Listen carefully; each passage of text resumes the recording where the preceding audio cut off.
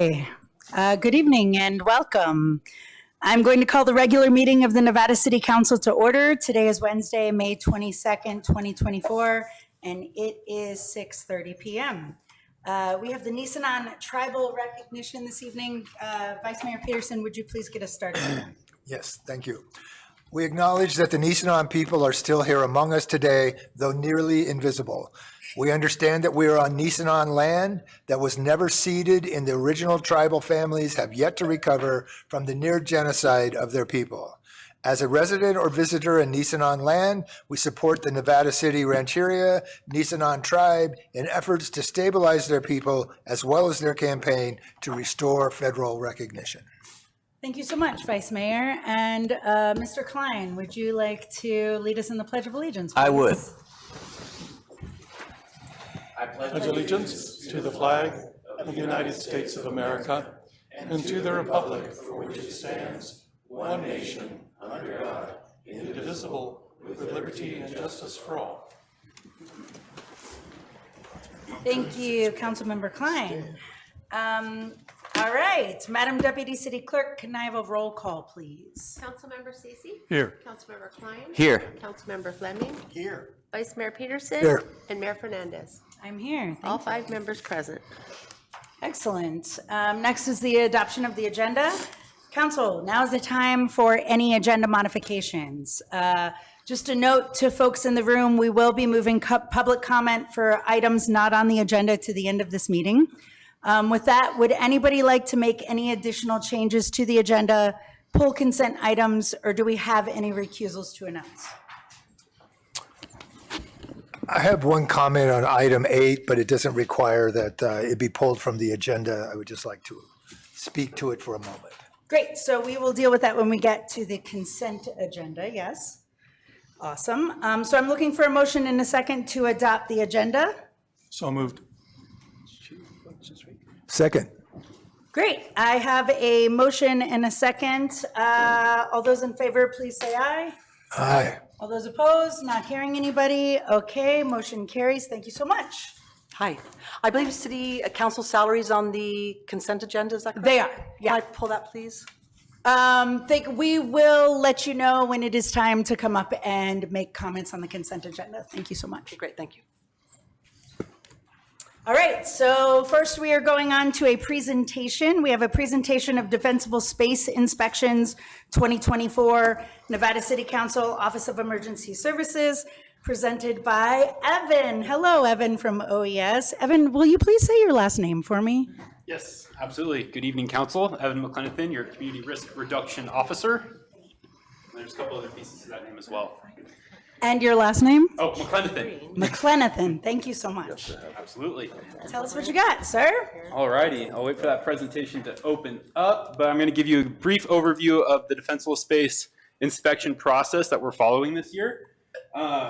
It's completely different than what we've done in years past, as I'm sure you're aware. It's much more heavy on the education. So I'll show you this. And I want to begin with talking a little bit about the why we do defensible space inspections. I think it's easy to lose sight of the reasoning behind it. But there's really a lot of science. Clicking, can you click? Is it clicking? Should be clicking. Just click.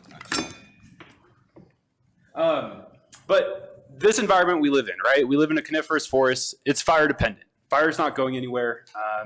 Prehistorically, right? Millions and millions of acres of fire burn throughout California. So this is something that we need to start working towards, is really looking at what we can do to our own structures in the community to make them more fire safe. Leading research shows that looking at that structure, particularly a 0 to 5 zone away from that structure, can have huge impacts on saving structures and providing structure protection come either a ember-driven fire scenario or even just a regular type of fire scenario in the city.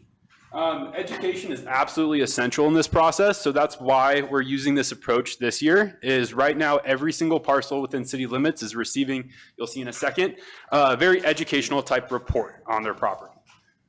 This has to be a community level approach, so that's why really the city's kind of taking this on and implementing the educational aspect on all city parcels, right? Because a lot of folks might not even know what they could be doing to their structures or their properties as it stands. So we really want to provide that base level information before we go through any type of enforcement in the future. Uh-oh. So what is a defensible space inspection? It's based off of our ordinance, which is 2023-03. And the Fire Safety Advisory Committee played a crucial part in developing this ordinance and also drafting this checklist. So our software that we're using goes off of this ordinance and these pieces of information here. You can really look into the nitty-gritty bits of it, but the report is going to provide you a beautiful picture-friendly, circled priorities that kind of take this ordinance and makes it very user-friendly.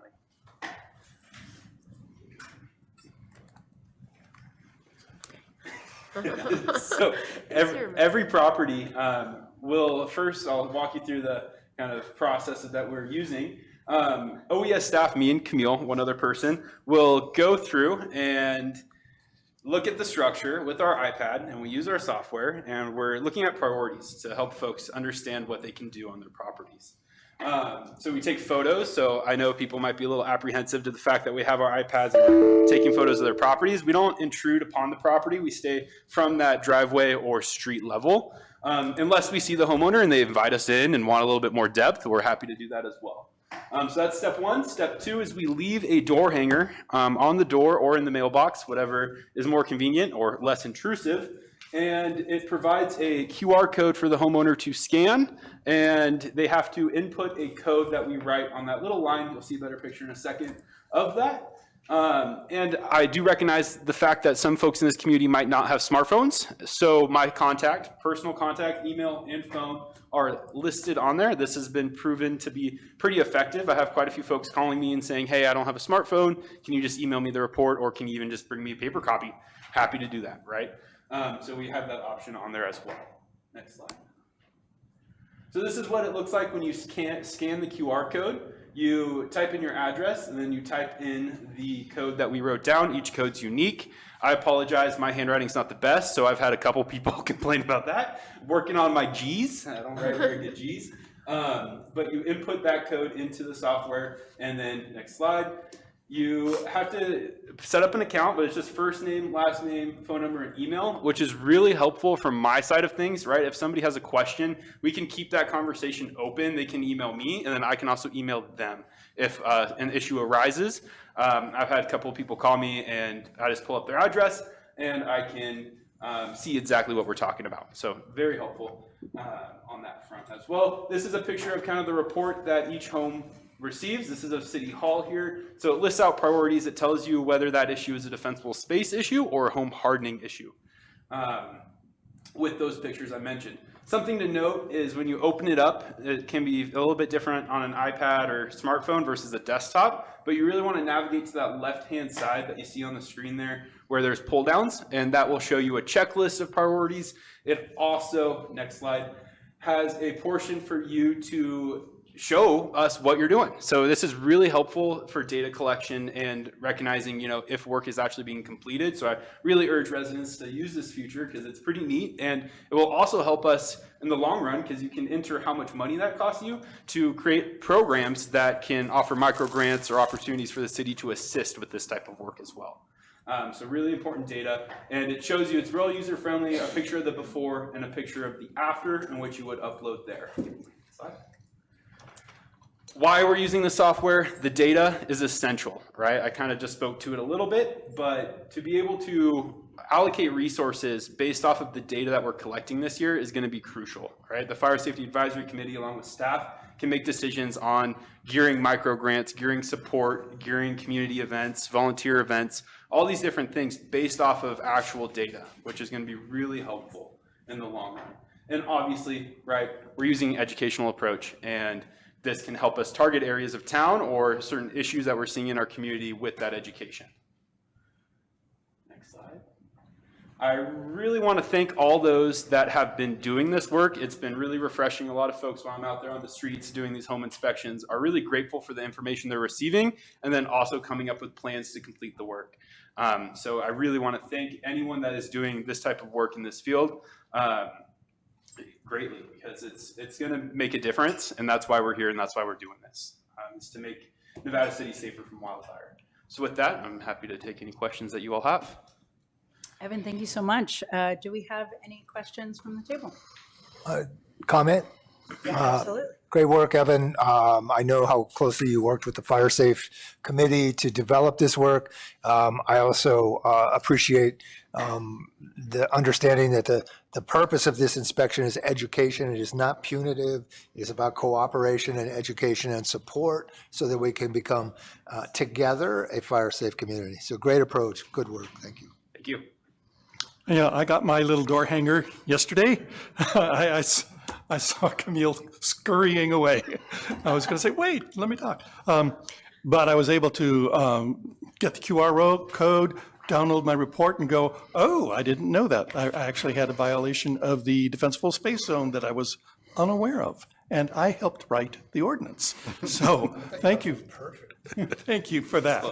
Yeah, and the data collection is absolutely wonderful. We're going to really need that. Definitely. Thanks, Lou. I'm just looking forward to my report to see what I need to do some weekend. Evan, great stuff. What can we do to help our neighbors? I live in a little community area, and one of the things, we actually have an HOA, and one of the things we don't talk about is fire, because everybody is in violation, and some of it's pretty significant. There's huge trees. So even the most resourced person can't afford some of the mitigation efforts that are necessary to comply with the defensible space stuff. Just the way the trees go, sometimes they're not they're not your trees, but they're within the zone of danger for your property. And so what are some practices that we can do with our neighbors to sort of get everybody collectively on the same page? Would you come to a meeting and, talk Happily. to everybody? And Stay tuned. There's going to be 2 wildfire-related events in June. One is a kickoff event that's supposed to be a lot more community-centered and fun, that can start kind of building a framework for neighbors to help neighbors. And then also we'll have our CWPP, Community Wildfire Protection Plan, workshop the week thereafter. Both are going to be at Siemens Lodge in June. So stay tuned for information on that, but absolutely working on that type of framework to bring neighbors together to help one another, but absolutely to the point of me coming to speak to folks, more than happy to do that, would love to do that. So if you organize something, please let me know. So, and that sort of dovetails to the next question. We do not have a Firewise community in our area. Stay tuned. Yeah, and so will you facilitate that process as well, or is that do we need to talk to Gary about that? Well, Gary is very passionate about this issue, I do know. But our plan with the grant that you all had in front of you not too long ago, the California Volunteers Neighbors to Neighbors grant, the ultimate goal of that is to develop Firewise communities in the parts of town that we do not have any. And we're already going to be working on that type of framework and key players and things like that in the very near future. So just definitely something we're looking at. briefly, Doug, the Pioneer Park Firewise community is we're going to begin that discussion, which goes up into your neighborhood and over into Adam's neighborhood. So depending on the map, which I need to review again, but we're going to be working on forming that. Could we start our own? I don't want to be in Pioneer Park. It does only take a couple neighbors. You guys have you have different problems than we do. Yeah, no offense. We have different issues in Pioneer Park. It's a different region. Yeah, it is. I mean, if there's nothing else, we'll certainly join But in. there's subsets. Perhaps they We can mentor you. Yeah. I'm trying to get some energy behind my neighbors to, address this, head on, because it's a thing where we live. Yeah. Absolutely. And then 2 sentences about the urban forestry project. I love that. Wait a minute. So that's item 8. Oh, sorry. We'll get there. Sorry. We'll get there. I thought, well, I'm jumping ahead. I'm excited to. Yeah, Right, you're eager. I am. It's good fire stuff. Well, thank you, Evan. I'll let you go now. We'll talk. Okay, bye, Doug. Bye. Evan, I don't have much new to add, but I'm increasingly just more excited that you're here, and we have an OES the county has done a great job at holding it down. What's even better is that we've gained some our own feet and are able to walk to support ourselves and really meet the needs of our community most specifically. And so I'm glad you're here. This is great work. I love that this is all online. I love that it's so accessible and you're thinking about people that don't have phones. So you're thinking in all the ways, and I just really, really appreciate your work here. Thank you. Greatly appreciate it. Evan, can you update us on the number of parcels and how far you are? Because I think the slide was from last week. It was correct. We are just shy of 700 as of today. Really? Wow. And your total number of parcels are? 1,490. All right. Halfway. So much Excellent. further along than we were last year. Well done, sir. Awesome. Thank you so much. Thank you, Council. Excellent. Things are happening, folks. Things are happening. We're getting fire ready. Next, we are moving on to the consent agenda. Gary, you had a comment on item number 8 on consent. So if you want to provide that now as we take up the consent agenda. And apparently Doug does as well. It is exciting. I just wanted to hear comment. So real quick, just to clarify, we can make comments but not engage in discussion Right, on this. right. I was just pointing out that we had the same interest. No, this is such an important piece of work. Had this been in place when PG&E slaughtered our urban forest, it would have been a different outcome because of the information that would have been available to us about the trees. This will catalog. Real quick, I'm just so sorry. Can you give this context for people who don't know what item 8 is? I'm sorry. It is the urban forestry grant that we're applying for. We're approving a resolution to apply for the grant, which is required in order to do this. Evan has been working with our local CAL FIRE forester who oversees these grants. They're very excited that we're interested. It'll catalog 1,500 trees into a GIS database, the quality of the trees, the kind of trees, the work that's been done. It's a really powerful tool for managing the forest in which we live. So it's going to be a great asset for us with information, and it is a very exciting project. Excellent. Thank you so much, Vice Mayor. Doug, Council? Oh, no, I wanted to hear that. Great. All right. So moving along, all items listed under the consent agenda are considered to be routine in nature and will be approved by one motion. There will be no separate discussion of these items.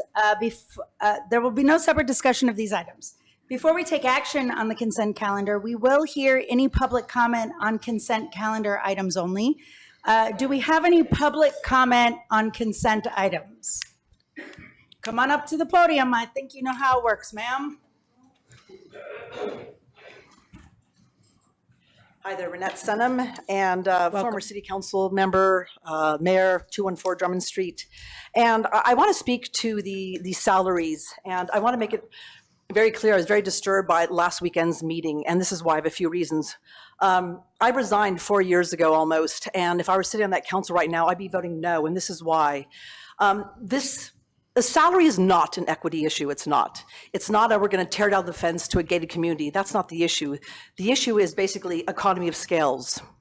We are the most remarkable small city of 3,100 people, and we are a full-service city. Most cities, our population cannot provide water, sewage, police, fire, parks and rec, none of that. And over the years, we have been fighting like dogs to keep our fire department intact, to not outsource it. And the reason why we've been doing that is once you outsource it, it ultimately becomes more expensive. You don't have local control, you don't have quality control, and you're not serving the people. And what you had mentioned, Doug, about this is a slippery slope is very true. You're at $500 right now. You have so much for medical and dental. All of that is going to go up. The medical and the dental is going to go up. The salaries are going to go up. Those are never going to be retracted. And I've not seen any kind of report that tells me what it's going to cost us in 5 years, 10 years. It was enough to have the medical and the dental, but now we have salaries for the Planning Commission, for the Arts Council, which is brand new, and for the City Council. Where is that money coming from? Where is that money coming from? And you cannot compare us to Truckee. It's 16,000 people. You can't compare us to Grass Valley. It's 14,000 people. We're 3,100 people. The reason why it's expensive and difficult to live here is that you have 3,100 people who are supporting a full-service city. Go find another one with this population in California that's a full-service city. And the only reason why we're a full-service city is because we demanded, as former city council members and mayors, we demanded not to have a salary because we knew we were going to lose staff members from that. We would lose our fire department from that. And this is actually an economic slippery slope, and nobody's actually talking about it. So what I'd like to say is this, is that I'm seeing the city council, and for some reason, I'm not seeing the public input we used to have on these agenda items because they're all under the consent items like this was. And I have to tell you something. We're talking about this council being the council of the people. Well, when you actually cut back the agenda items and put them in consent items, you don't have staff reports, you don't have debate, you don't have dialogue, and you don't have transparency. What happened? We're now down to an hour and a half, but we're asking for medical, we're asking for salary, and you're actually not doing the work that we used to do just a few years ago. It's a bit of a conundrum. With this, I'd like to say, I'm going to ask you to table this, and this is why. And I'm going to ask you to please vote on this and not abstain. I'm going to ask you to wait until our economy gets better, our 13 storefronts get filled, we don't have such high rates with PG and so on, and most importantly, we build that public parking spot behind National Hotel that's going to be an extraordinary stream of revenue, and then we can afford your salaries. Thank you. Thank you, former Mayor Renette Senum. Any other public comment on consent agenda items? All right. Now I'm looking for a motion and a second to approve the consent calendar. So moved. Second. Great. I have a motion by Councilmember Fleming and a second by Vice Mayor Peterson. Any objections to the motion? We will be doing a roll call. We don't usually do that. Certainly in can. The consent agenda, but we can for this. Gabby, can we get a roll call? Councilmember Cece. Yes, except for item 9, which is about the council's salary. I would still like to maintain my abstention. Thank you. Councilmember Klein. Yes. Councilmember Fleming. Yep. Vice Mayor Peterson. Yes. And Mayor Fernandez. Yes, but before I solidify that yes, I know we've used the language of salary. $500 a month is not a salary, but rather a stipend. So I just want to make that distinction as we move on. Yes.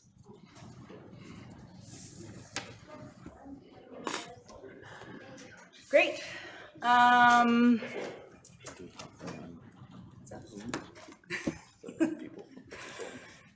Would you? It's like Are they deja next? vu, blast from the past. I'm not sure what that was. Okay, we are moving on to a public hearing. Item number 10.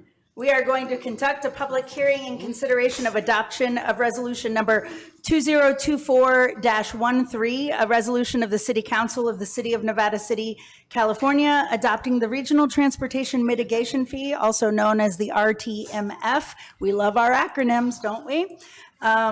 2023 Nexus Study Update Final Report, and 2024 Revision and Annual Inflationary Adjustment as part of the RTMF administration plan, and authorize the collection of the RTMF fee.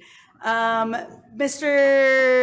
Brian McAllister, please join us and let us know who we've got on Zoom. And before you do that, I just want to say hi to Mr. Keith Collins on Zoom too, City Council. Hi, Keith, welcome. Good evening. Hello, gentlemen. So I'm here to introduce the topic, and it'll be presented by Todd Trigency with GHD Consulting. He's on Zoom. And then we have Aaron Hoyt with NCTC, Nevada County Transportation Commission, and Mike Woodman with Nevada County Transportation Commission. There's another chair if you'd like. So the topic is the Regional Transportation Mitigation Fee, which was adopted last year. There's been an amendment to that fee and also an annual inflationary adjustment.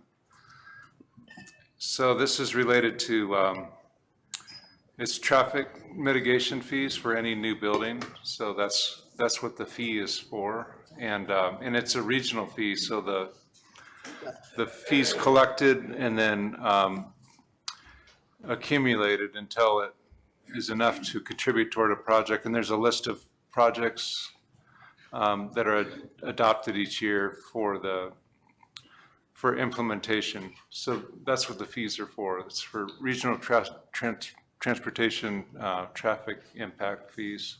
So go ahead and.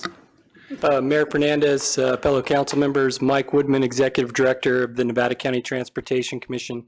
Thank you for this opportunity to present the Regional Transportation Mitigation Fee Program, Nexus Study Update and Inflationary Adjustment.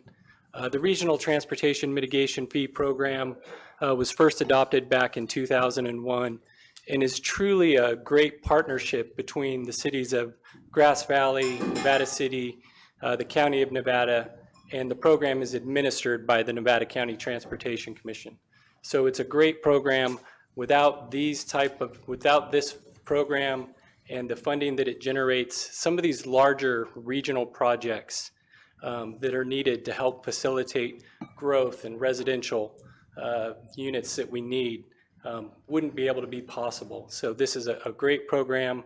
I don't want to steal Aaron and Todd and Rosanna's thunder, but just appreciate you guys hearing the item tonight, and we're happy to answer any questions at the end of the presentation. So thank you. Excellent. Thank you, Mike. Glad you're here. Thank you, Mayor and council members. Todd, if you wouldn't mind pulling up these slides, if you can share your screen. So we just have a few slides to go through with you that's going to cover the overview of the Regional Transportation Mitigation Fee Program, just a little background on that, and then also why we're coming back before you, because we were also here last November. And so that may be a question of, why am I seeing you guys again? So Todd Tregenza will go through the details of that. Twice in a year. We love coming here. Yeah.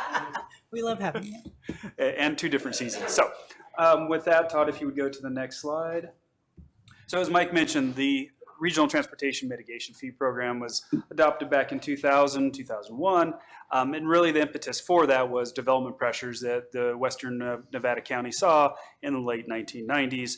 And there were projects, land development projects that were being halted because there was not really a true mechanism or comprehensive way to collectively look at how do we fix our roadway system with these developments. So oftentimes the issue was a development would come in, they do their traffic study, all their environmental documents, everything that's required of them, and they'd identify that they're degrading this intersection or this roadway beyond, at that point in time, what was our level of service standards.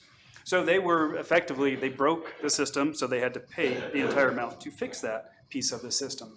But that didn't account for other development that had come in prior, and it doesn't really take into account what happens to development that comes in afterwards, that neither of them had to pay into those improvements. So a regional mitigation fee program creates a uniform and comprehensive way for development to pay their own fair share towards regional transportation needs. So at the request of the cities of Grass Valley, Nevada City, and Nevada County, this fee program was instituted and adopted in 2000.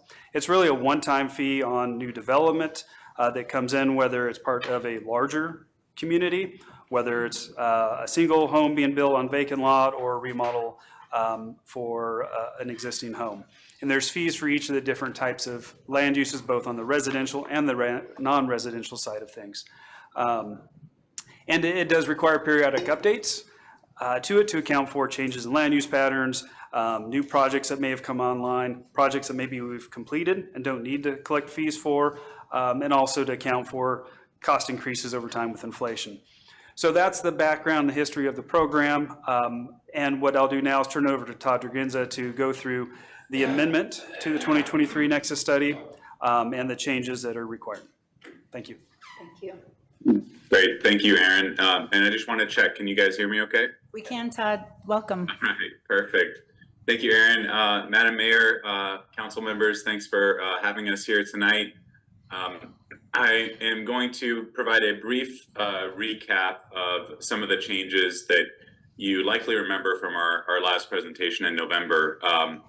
The latest fee update that we presented to you all was driven by legislative changes, notably AB 602 and SB 13. AB 602 had the largest change in how we structure fee programs, in that it asked us to consider residential square footage in addition to residential unit type. So in the past, we separated fees out by single family, multifamily, apartments, senior homes on the residential side, and a number of categories on the non-residential side. Well, on the residential side, they now want to look at, in fact, we're required to consider the size of the unit as well. SB 13 exempted ADUs from fees and is on the whole a smaller change to the program, but it does provide an exemption for ADUs under a certain size. So why are we here again? Well, traditionally, you would be here again for a an inflationary adjustment, but we have a bigger adjustment that we need to make as well, and that's the reason I'm here making the presentation. To cut a long story short, there was a calculational error in the update that we prepared, and it was as a direct result of that AB 602 that I just described that adds in the square footages. And essentially we over adjusted the reduction in trip generation for multifamily units by considering the fact that they're multifamily in addition to the square footage in two parts of the calculation. There's a number of really long calculation steps that are required to calculate these fees based on a number of spreadsheets, unit costs, growth, and essentially we were double counting the reduction, the lowered impact of multifamily. So we've made that revision. The revision was caught, I think, a couple of months ago, and we've been working with NCTC, as well as we prepared updates for the local fee programs for Nevada County and the city of Grass Valley for their GVTIF. And so we've been making all those revisions, and now we're here in front of you to present the revised RTMF as calculated and corrected based on that residential unit size calculation essentially being corrected. So I have up a matrix of numbers up on the screen, and I want to point out three columns really. The first is the pre-602 fees. So the fees that were in place prior to the adjustments that I just discussed that shift the fee burden based on dwelling unit size. And so those are presented in column A. And you'll see here that a single family unit was being charged for the regional program $4,621. Multifamily was $3,199. Mobile home was $2,422, and a senior home $1,728. Column B is what we brought to you, as well as the other boards and councils in November. And you can see that the residential fees stayed relatively similar for single family. If you kind of average out those quantities in the three different size categories, but the multifamily in particular and the senior housing went down significantly. And that is a direct reflection of that over calculation of the reduced trip effect, basically, of those smaller unit types. So it was important that we make this correction, and it wasn't really optional. It was something that once discovered, we had to correct. And so this is not a readjustment based on policy. This is a technical adjustment based on making sure that your fee program remains defensible. And so in column C, you'll see the revised calculation. And in column D, in fact, the comparison between the revision in column C and what we presented in column B back in November. So the net effect of making the correction was a reduced burden on the single family type units, but an increased burden on the multifamily, mobile home, and senior housing unit types relative to what was adopted in November. However, I do want to point out that with the exception of mobile homes, both of those categories of units, both the multifamily and the senior housing, for their smaller square footages, and even for multifamily up to the larger square footage sizes, are still smaller than what was on the books before. And so that's also a consequence of a more global change in trip generation rates. So the prior fee study that was adopted back in 2016, I believe, was based on an older ITE trip generation manual. And since then, the trip generation studies have also been updated. And so what they've found, and so the reason for this shift between unit types, forgetting for a second the unit sizes, but the unit types, for example, why mobile home went up, why single family went down a bit, is that these nationwide trip generation studies have found changes in trip making behavior. And so the mobile homes tend to be generating more trips than they were in prior years, while single family trip generation rates went down very slightly and multifamily went down quite a bit. It's a lot of information to process, and I'm happy to bring this back up if you have, during the Q&A, if you have any more questions on this table. Excellent, thank you. Go ahead. No, keep going, thanks. Okay. I only have a couple more slides. The next portion of our adjustment that we have in front of you tonight is much more routine, and this is the inflationary adjustment. And so this is baked into the procedures manual for likely for your local fee program as well, although I'm not as familiar with it because we were not updating the Nevada City local fees, but certainly the other fee programs that we were working under, the Nevada County, Grass Valley, and the NCTC, this is baked into those operational standards. And so annually, there's an adjustment to account for increases, or in the off chance that there's a decrease, or changes in construction cost of building projects. And so for this update cycle between December 22 and December 23, the update is a 3.59% increase to all of the project unit costs, and that trickles all the way into the fee calculations as well. So the fees go up 3.59% just as a matter of keeping up with annual inflation. That makes sure that you're collecting fees that are proportional to the cost of the project once you actually go to construct it, as close as possible. So building off of that last spreadsheet I showed, the first column now shows those revised fixed calculations in column A, and then the inflation rate is shown in column B, and the final recommended fees are in column C with that 3.59% adjustment.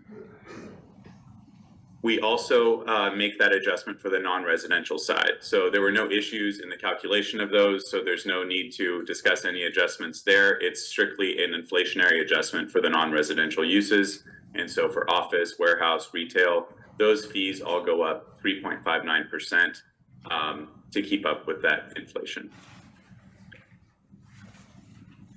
So the next steps are essentially for you all to review and ask me questions, and then ultimately to adopt and accept the report. Again, as Aaron mentioned, this is a uniform fee program, so all of the participating agencies in the Nevada County region are collecting this fee and pulling it together to help fund the construction of these regionally significant improvements. There are also some administrative agreements that will need to be executed, but I think with that, I'll close and take questions. Great, thank you so much. If you can hold for questions, please, we'll go to the public first, and then we'll come back to the council. Is there anybody in the room that has public comment on this item? Okay, so we are bringing it back to the table. Mr. Ceci. Yes, Aaron and Mike, good to see you again.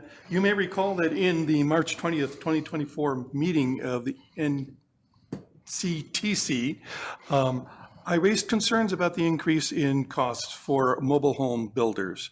In particular, I thought that the increase might conflict with our stated strategic goals of helping to assist in the development and construction of moderate and low-income housing for our workforce. Aaron, you very kindly answered my questions in a letter you sent me today Would you mind if I read about 6 sentences from that letter? Thanks you for your permission. This is from Aaron in answer to my questions from the March meeting. So polite. Assembly Bill 602 required that all new fee programs base the fee on residential unit size. The intent of AB 602 was to reduce fees for smaller residential units to increase affordability. Unfortunately, AB 602 did not take into account that mobile homes are typically more affordable than traditional single-family homes. In my opinion, the bill had an urban focus and did not account for the role mobile homes play in serving lower-income residents in rural areas. Unfortunately, the rates are somewhat an unintended consequence of AB 602. If the legislators understood the role mobile homes play in housing, especially in the realm of rural areas, I think they could have done a better job of addressing how to lower the fees. Without better data, however, we could not justify reducing the fees on mobile homes unless they were backfilled by another funding source to pay for the needed transportation improvements. Does that accurately summarize? That does. Yeah, okay. So we're kind of caught between a rock and a hard place. We have to use a formula to come up with this money, but the formula unfortunately makes it harder for mobile home construction. Thank you. Lou? Yeah, sure. So I do have some familiarity with these kinds of fees and realize how little input we have that makes any difference whatsoever on these fees. It's set by legislative processes and other processes that are well out of our hands. But what I can speak to is the continuing broadcasting of spreadsheets in a public forum that can't be read on the medium in which you present them. I teach presentations with slides. One of my rules is never use a slide you have to apologize for. And if I were to ask the number of people in here to raise their hands, if they could read the numbers on those slides that were projected, there wouldn't be many. So it's a pet peeve, but it's something I work with people a lot on, and I really would like you to take that to heart. There's really no point in putting up a slide that no one can read. I trust your voice, but I'm going to be looking at those numbers, and if I can't see them, it doesn't line up. Thank you. Awesome. Thank you, Vice Mayor. Fellas to my right. Yeah, are you able to talk about potential projects, what those would actually be, where the money would go in our community? Yes, we can discuss those. On page 20 of the Nexus study, and so part of your packet, if you go to the Nexus study, there's about 9 projects that are part of the overall capital improvement plan that's tied to the regional fees that are being collected. There's a project for the State Route 49 Dorsey Drive interchange that is actually currently being repaid. City of Grass Valley previously put up redevelopment money when that was still a thing, and we are reimbursing them for those fees that were paid towards it. East Main Street in the City of Grass Valley, State Route 49, south of McKnight Way, down just south of Grass Valley, there's a project there. Also, we have the McCourtney Road interchange at State Route 20 eastbound, State Route 4029 improvements at Idaho, Maryland, State Route 4029 at Urin Street, just up the road here in Nevada City, Brunswick Road, State Route 174 Colfax, and State Route 49 at Coyote Street. So these are all. Now you're talking. Yeah. So these are all projects that have been considered regional in nature that the various communities here, incorporated residents, would generally traverse. And so using a travel demand model, we've been able to estimate, how much of new development, new rooftops going up would be utilizing those facilities, and then be able to calculate the amount attributable from those costs and the new development. Cool, thank you. I hope that answers your question. I just have a quick question on the distribution of the fees, the collection and the distribution, I guess. We haven't had a lot of construction projects that have, gone on here to put money into the pot. We've had a few, but not a lot. How is it equitably distributed? Is it just based on the regionalness of a project and everybody votes on it and then the money's allocated that way, or? Mr. Woodman. Yeah, I can answer that. So essentially, the capital improvement program that identifies the different projects The RTMF administrative and executive committees, which are represented by each of the jurisdictions, take a look at the program and determine what the priorities are for those projects in the CIP list. Currently, the program has 30% of the revenues that come in going towards repayment of the Dorsey Drive interchange back to the city of Grass Valley, and 70% of the funds that come in go in a pot for the other projects that are prioritized by that administrative committee. Once we get the RTMF fee program adopted by all three jurisdictions, we're going to bring the administrative committee together to look at those percentages and also look at the priorities for the program and see if there's any adjustments that need to be made. But that's the current priorities and how it's established. I knew there was a formula somewhere in there and just wanted to understand it a little better. So thank you. You're welcome. That's it for me. Great. Excellent questions and points. Mr. Ceci, something else? I just want to say rah for proposed number 7, the Highway 4020 Huron interchange. Make that safe for pedestrians and cars, especially those trying to come off of High Street and then turn on to 49. Excellent. Yeah, I'm so excited for all the work slated for that entire corridor there. Yeah, and I would just add the improvements at that location that are in the current program are kind of for an interim improvement.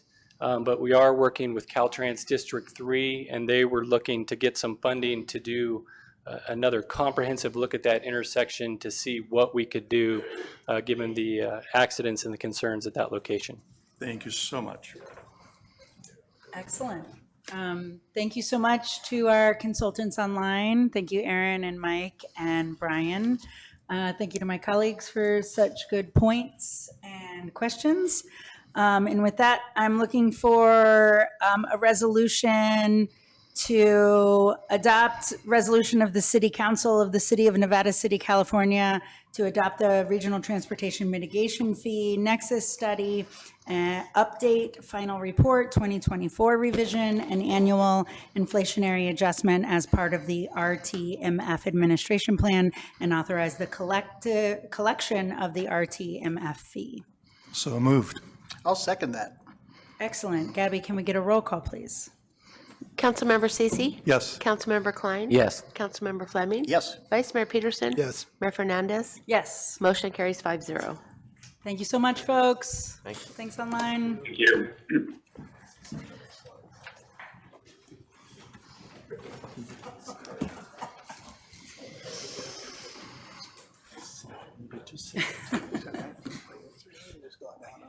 She's going to have one as well, right?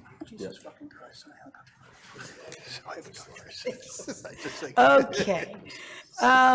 So moving on to the business part of the agenda, item number 11, consideration of request from Waste Management Disposal for a rate increase in ancillary charges change as provided for and set forth in its agreement with the city, and consideration of resolution number 2024-14, a resolution of the City Council of the City of Nevada City, State of California, approving a rate increase for service based on the U.S. City Average Consumer Price Index for all urban consumers.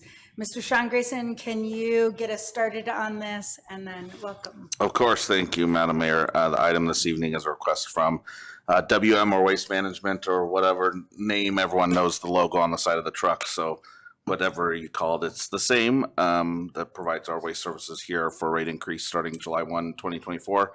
This is part of our agreement with WM, and Shavati and Larry are here tonight. I'll let them introduce themselves, and they have a presentation as well.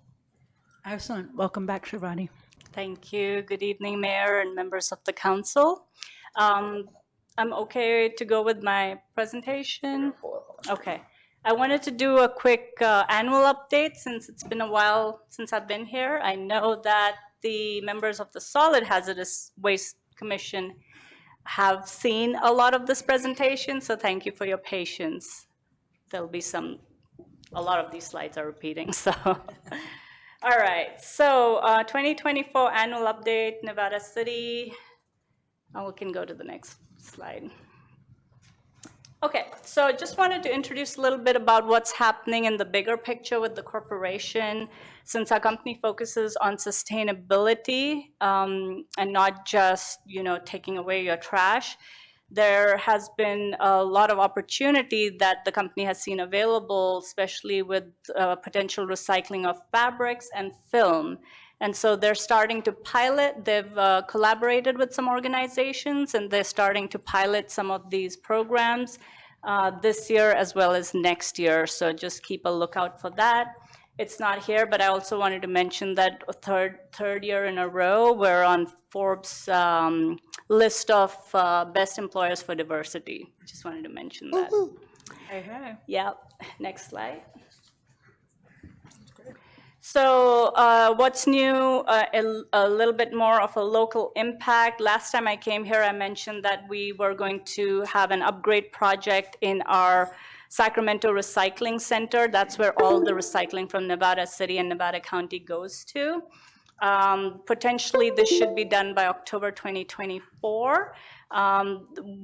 What the result of this will be about 5 to 8% improvement in diversion, additional 2,916 tons available per month than we have now for processing. This is a big one. The new system was have 14 optical eyes versus 3 optical eyes, and that's what helps, identify each and every item and separate it out. 2 additional state-of-the-art ballistic separators. That's something that pushes the paper out and separates paper. And we'll now be able to separate ONP, which is old newspaper. Before, all your paper that went in was divided into either cardboard or everything else. Now we can take printed paper out of there, or we will be, and then because that has a separate market. So there's a third stream that we'll be able to extract. Next, please. Okay, this one has a lot going on. Gary. So I will walk you through it, though. I know it could have been 3 slides, but I was like, that's a lot of slides. So really quickly, on your left, you'll see a quick chart. We had, at the end of last year, we had invited people to do a little tour of our recycling center in Sacramento, and they gave us a really cool breakdown of all the material that gets recycled. Essentially, what you want to look at is 18% of everything that goes from our county. I cannot break this down by city because everything goes from McCourtney Road Transfer Station, but only 18% of everything that goes out, goes there is considered residue, which is waste, which will go into the landfill. And the rest of everything is separated and has found a home. So that's really good news.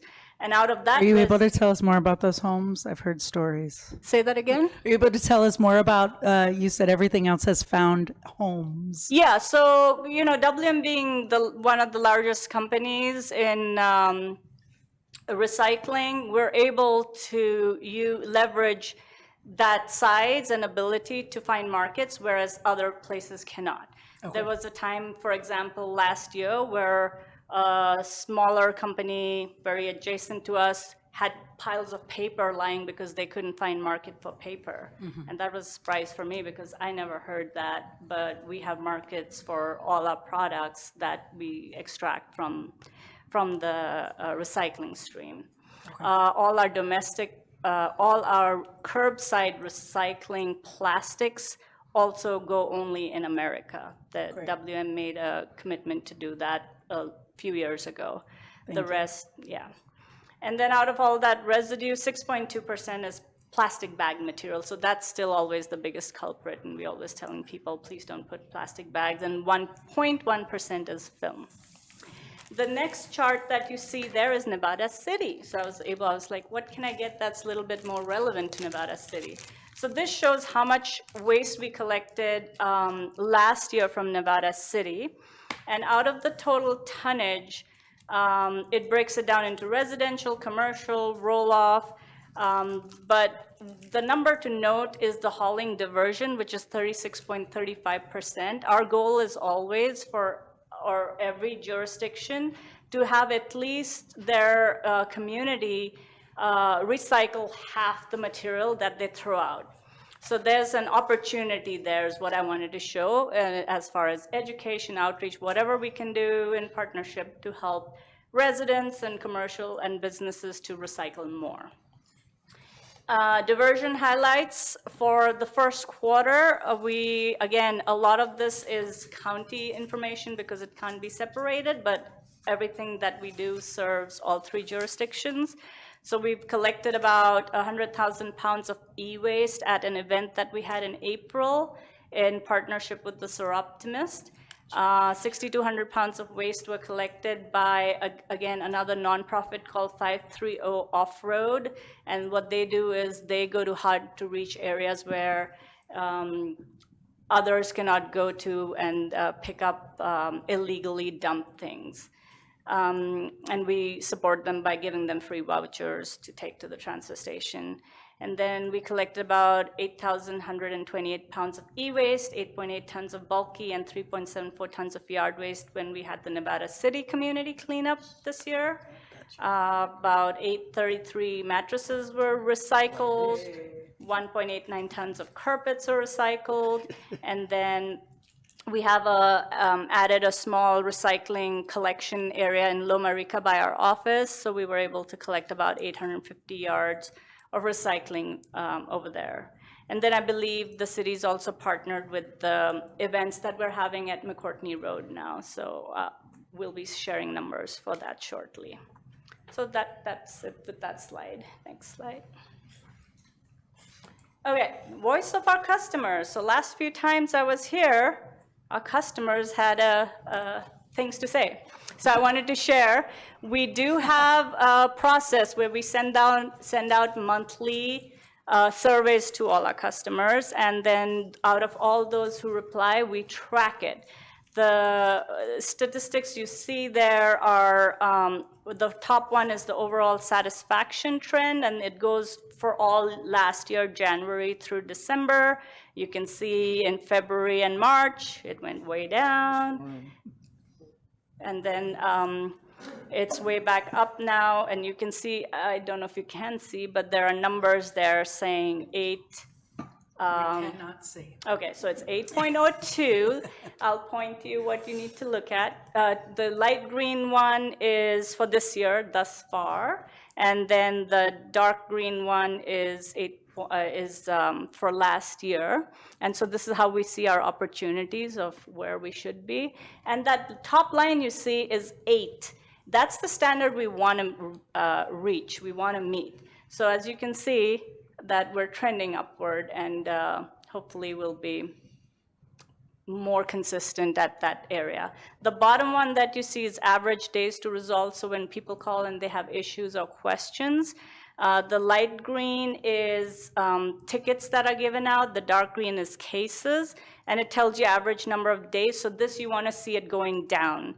Average number, the last tracked was average time for cases to be resolved was 1.4 days, and tickets to be taken care of by our local operations is half a day. So those are just some statistics. Those two are our operations specialists from our office. So they also help customers and take calls. Okay. Again, a little bit more voice of our customers. Locally, as you know, we have a recycling coordinator. There's myself, there's Larry. We also address people's concerns and questions. When we get our surveys back in, we divide and conquer. Operations looks at everybody who reported any operations issues and calls them. The recycling coordinator sees if there's recycling questions, and she calls them, and so on and so forth. So we responded to about 47 voice of the customer recycling queries for the first quarter of this year. We have route managers who are out on the field, so they speak to about 20 to 50 customers every month, resolving issues while they're out and about in the community. And we get about 80 visitors a month at the office itself at Loma Rica. Next slide, please. Oh, can you go back 1 second? Thank you. So again, if you see the statistics for this quarter, like I mentioned, we were hoping to hit the 8. So this is for last month, which wasn't there. We got 8.68 for driver behavior, 8.27 overall satisfaction, 8.53 for service occurred as expected. So those are some numbers to note. Same thing here, core metrics. The gray shows your trustworthiness, blue is partnership, orange is good value.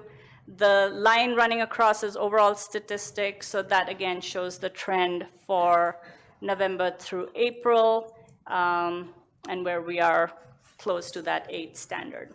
I would like to see us at 9. We would like us to see it way over 9 at all times, but we're making our way. Next slide, please. So this just showing 2 slides to show you how we engage with the community.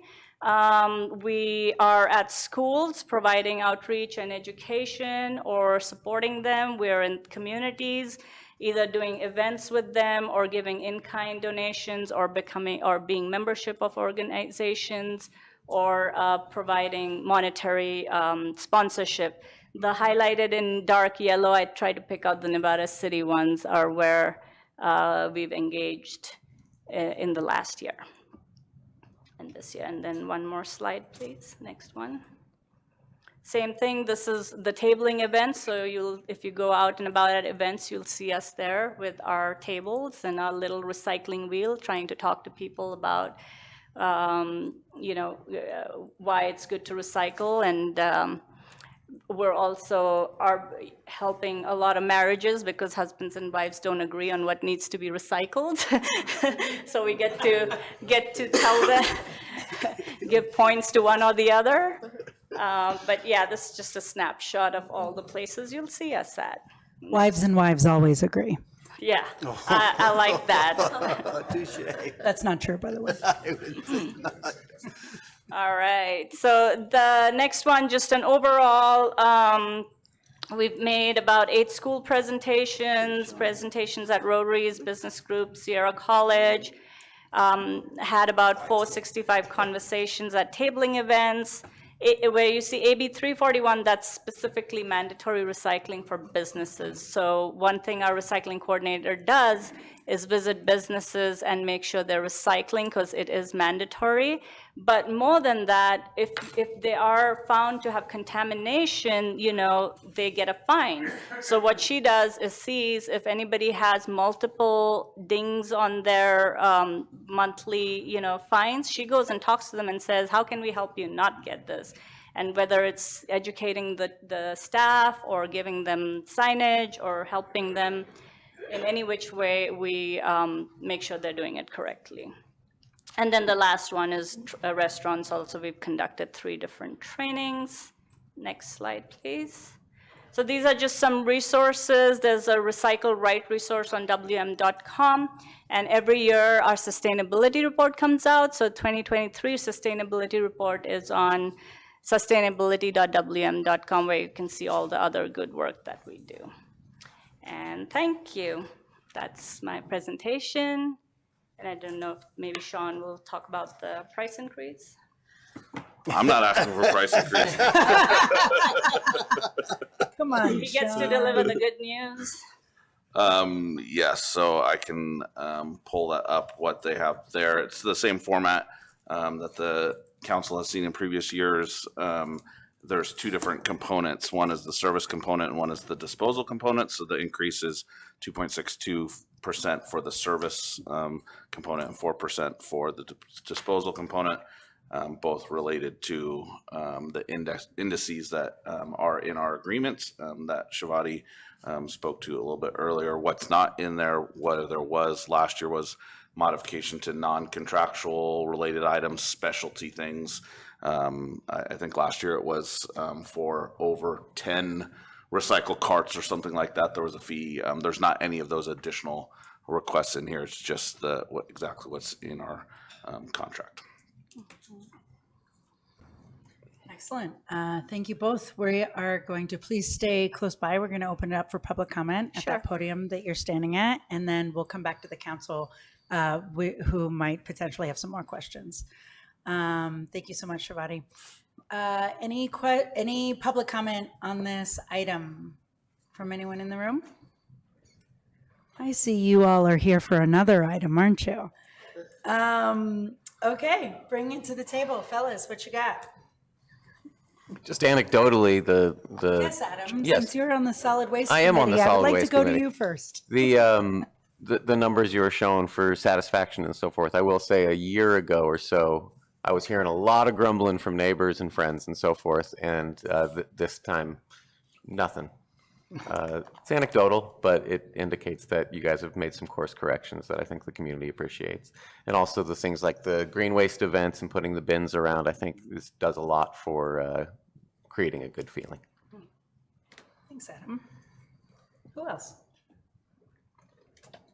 Well, first, thank you for your support of our community. The cleanup days are fantastic. We're going to be talking to you a lot more because of the fire work that we're doing and the green waste bins. So my comment, though, is about recycling. And I am aware that you are legislatively driven for your recycling, no matter how well you do it. If the legislation wasn't there, it would be a different story. My question, though, is about we're facing a time of batteries, big batteries, and solar panels. And these things are going to be coming in droves, and we have no way to recycle those. It will probably take legislation to make that happen. But for now, if you have a lithium battery, once in a while the Kiwanians will show up and take your batteries, but there's no place for them to go. And solar panels cannot go into landfill. That is against the law. Although it's a great law, you can't put them in landfill, but there's no law that says what you can do with them or should do with them. But I think that that's coming hard, and I think it's something we're going to need to talk about and look at. Can I make a comment on that? Yeah, absolutely. Okay, so lithium batteries, you can take it to the transfer station, to the hazardous waste area on the right. They will take it. But not car batteries. Like it's, Car batteries too. no, I'm talking about electric car batteries. Oh, no, yeah. And I think part of that is led by they all fall under different categories, and they have to have specialized recycling facilities taking that. In fact, I don't know if we'll be even allowed to.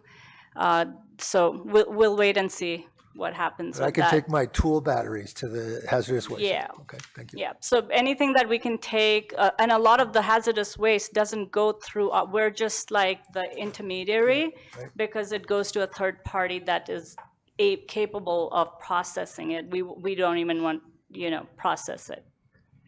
But I can't Different take permits, but I different- can't take solar panels. No, Not yet. no, unfortunately not. Just use those. Thank you, Gary. Lou? I noticed in your presentation in the packet that you said the customer service is more local than it was last year. Could you explain that a bit? Yes, so what we did is, again, that's in flux right now, but what we did is temporarily, they did an experiment where for Northern California and Nevada, which is our region, we had calls come through to our decentralized through our area only. So instead of going to Arizona where it's based, it's currently decentralized within the Northern California, Nevada area. And so they just ended that, and then they're looking at potentially having a center in Lodi itself so that people who answer the calls can be more local, even though they're not local to us. They understand the topography, the geography, the area a little bit more better.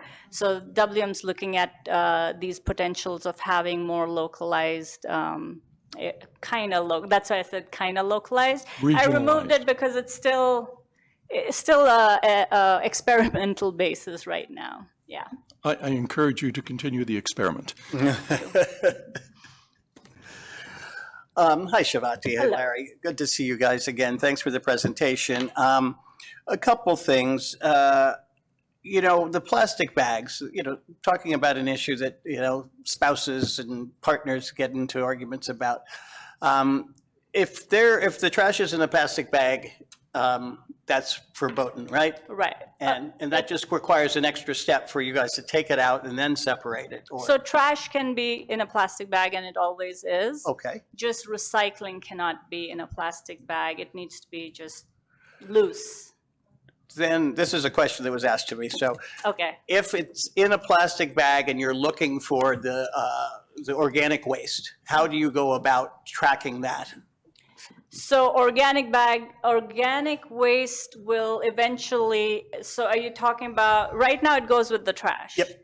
And it's considered trash, except SB 1383 wants us to not have it in the landfill. So each jurisdiction's coming up with their own program of how they would go around doing that. The most common is where people who have their green waste card, they now are telling their residents to not put food in the trash, but instead put it in the green waste, so it's mixed, dry and wet. In fact, Larry's in Sacramento, so he's already doing that. A lot of people who move here, in fact, come and say, why didn't you give me a green waste card? Where will I throw my food? Because they're used to it. But that's the typical solution where they mix it with their green waste. And it's not bagged. Yeah, okay, so that helps. And it goes to a whole different processing facility. But we don't have that. Right, and there's no mechanism in place to distinguish if that organic waste is in a plastic bag going into the landfill. Absolutely, but SB 1383 is very particular. They're going to have us even do some random checks of trash cans to determine, are people throwing food in there? So we're eventually going to have to do that. But right now, as you may know, each jurisdiction's coming up with their own plans. Nevada City is exempt for a while, and then And I we've don't want got to some speak. things in the works. Right, exactly. Yeah. Okay, and then talk to me a little bit about the film collection. I'm asking this just because I want to understand it better, and we're also, with one of my other hats on, they're asking us to take care of this, which seems very onerous. Could you tell me about what types of plastic film are being collected, why they're being, segregated from general plastic, in general, and what the process is and what is needed to collect, store, and distribute that kind of waste? So the issue with film is, firstly, I don't know the chemical composition, but it's a different kind of plastic. It's very thin and flimsy. At the processing centers where we have our recycling, it cannot go because it's considered a tangler and it gets stuck in the machines. And also the way you, were we to collect it, for example, and find a market for it, it needs very specific facilities where it needs to be very clean. And it needs to be compacted to certain volumes because it's very, again, soft, and it takes a lot of film to create a viable load. And can you define for the public, just real quick, what kind of items? So for example, you have, of course, all your shopping bags. They're flimsy, plastic bags. But also in commercial, you get pallets, for example, they're shrink wrapped. So your shrink wrap, that kind of material. That being said, all our grocery stores here do collect plastic bags because they are able to backhaul it, and a lot of that goes to somewhere like Trex, where they make Trex decking out of it. So it's not that it's not recyclable, it absolutely is. It's just not through our system yet. So I encourage everybody, take your bags and your film. And then I know that the Nevada City Rotary has been doing a lot of collection because they're passionate about it, and they've worked with the county to try to find solutions too. In fact, we have a collection box here at City Hall. Correct, yeah. So they're doing a lot of that good work. And again, right now they're partnering with a grocery store. Trex did I helped do some research too earlier, a year or two ago, where Trex said they would come and pick up even half a load, but they needed to be half a container. But then it needs a space, it needs a compactor, it needs somebody to manage that. So that's not viable for a volunteer group to do it anymore. It almost has to be like a nonprofit. And I know that the individuals from the Rotary have been working with the county to come up with solutions, and they still are. Still working on. Yeah, they're actually trying to get, the Food Bank of Nevada County to do this too. And I'm trying to gauge the amount of impact that this kind of process would involve. And, they were also asking, I think, us to be able to recycle that, but we pay for recycling too, so that's not a viable thing. I'm just trying to help them find the end, solution for this, for this project, which is great. And great, congrats to the Rotary for doing this. I think it's important, but I think it involves a baler, like a lot It of. needs a covered area to place the Yeah. baler. It needs space. It needs somebody who can operate a forklift. I mean, it needs a lot of infrastructure. And so it's interesting to me that there's this big need and effort to collect this, but it's an unfunded mandate, as we would say in government, I mean, there's no money attached to it. I know you guys are painfully aware that this is an issue. Are there any proposed solutions coming down the road? Because, I would love to help out, or the food bank would love to help out, but, due to how busy they are, I don't think that's Right. viable. I have another location that has a forklift that I'm going to talk to. I'm still waiting to hear back from the county intern who's involved with this, who's a great guy, Ian, to try to figure out a solution for that Right, too. right. But, there's got to be some funding attached to that at some level. Yeah. Again, we're open to helping in any which way. We've been part of the dialogues all along. And like I said, it is seen as a bigger issue by the corporations, so that's why they're doing some pilot programs. But obviously, when you say pilot programs, it's like in Texas or, So eventually, I'm hoping, fingers crossed, that it'll trickle down where they have figured it out, and then we can locally start collecting this and also, but it's obviously in our radar. Yeah. Excellent. So thank you for that. And, You're welcome. I'll just point out that we haven't asked any questions about the money. And, just give me a quick, elevator pitch, and how do I tell my neighbors that this is a good thing? So every year there is inflation, and we have an agreed upon index that we use for our calculations, which in our case is all urban, all urban, sorry, I'm blanking out right now. The good thing is last year, the same raise was around 5.58%, and this year is only 2.62%, and it impacts you, an average 35-gallon cart person, the impact is an increase of 50 cents. That's perfect. Yeah. Thank you. That's exactly what I need.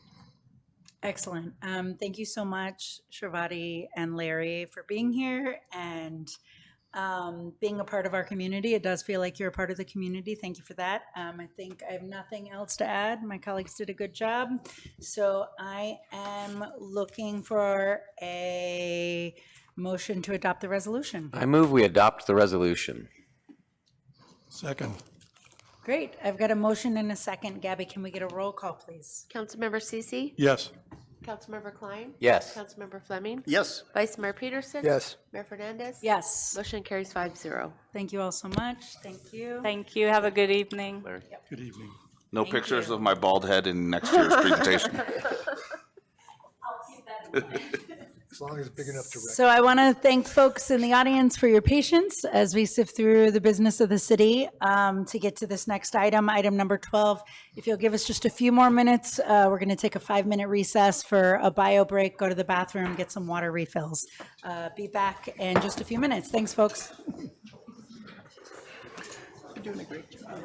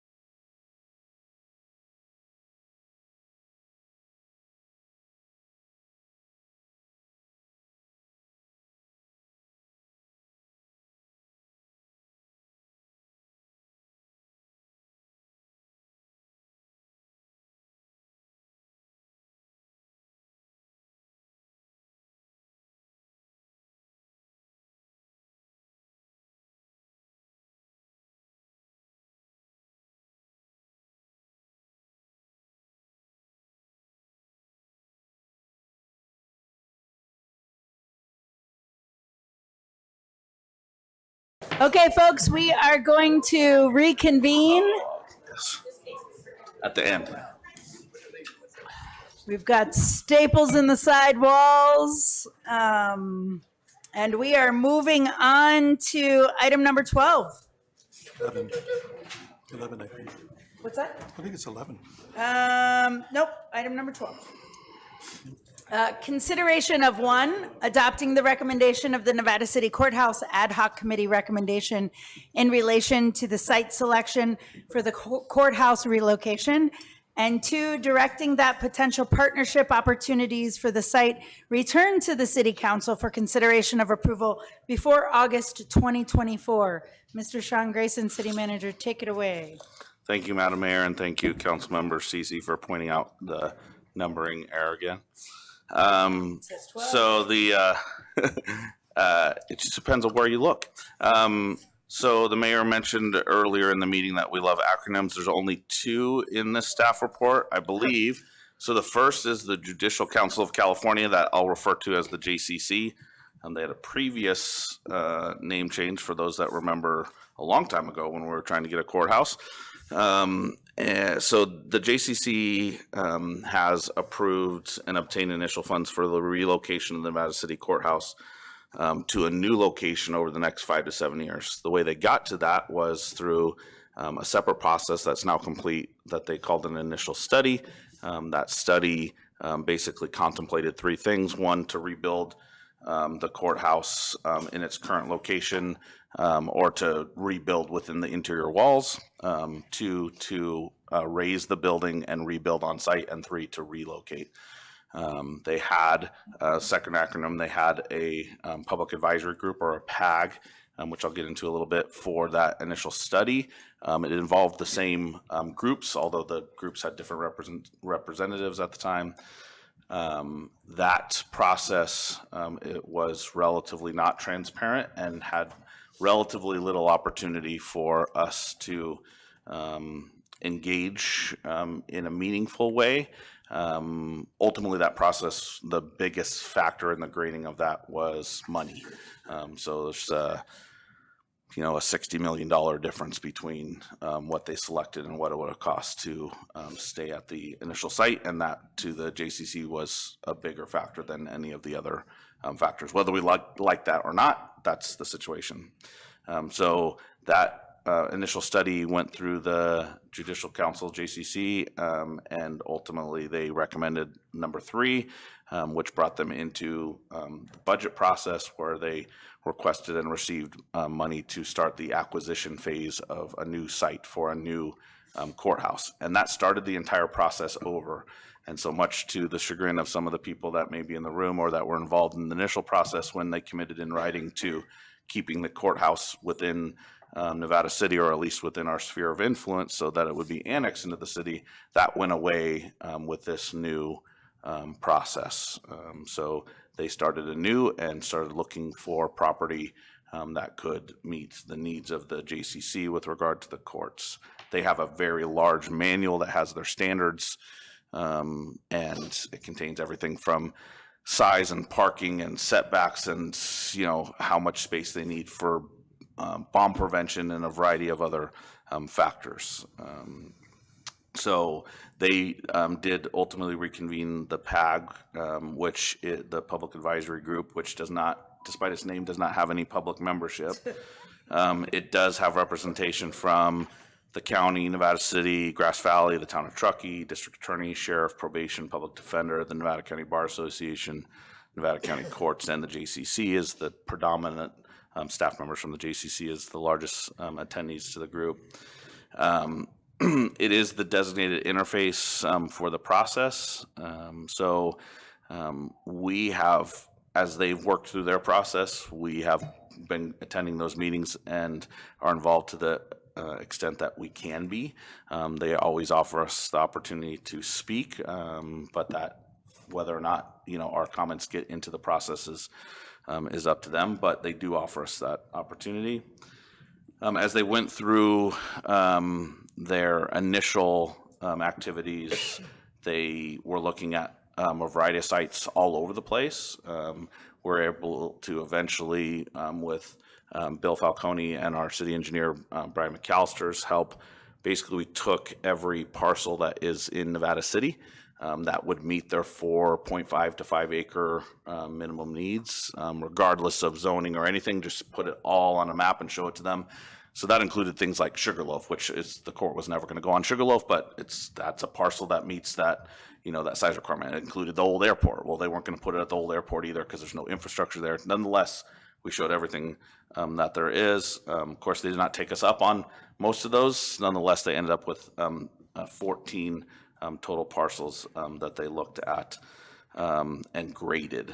So they take their base grading set, which they do on all courthouse projects, and then they allowed us to add some grading criteria. And so when it got to the 14, we brought, the council had appointed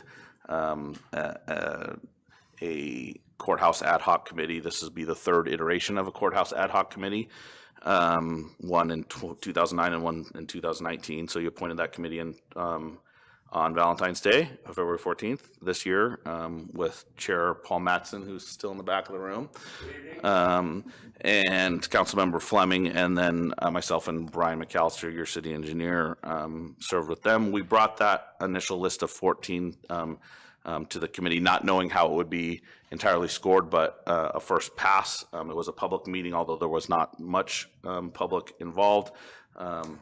Marion from the union was there, however, and reported on it. The committee established 4 priorities for the siting of the new courthouse based on just the 14 they had in front of them and not knowing which would ultimately make grading. The first was that the courthouse should be within the incorporated boundaries of Nevada City. That was always part of the discussion and something that the council had taken up previously. On or near Highway 49 was the second criteria. Away from the conflicts of traffic associated with schools was the third criteria. And if on Highway 49, on the north side of the highway to avoid residential conflicts was the fourth criteria. We did bring that to the judicial count, to the JCC, or actually to the PAG, and they included some of that in the grading in terms of community conflict. I would say they accurately represented on one of the 3 parcels.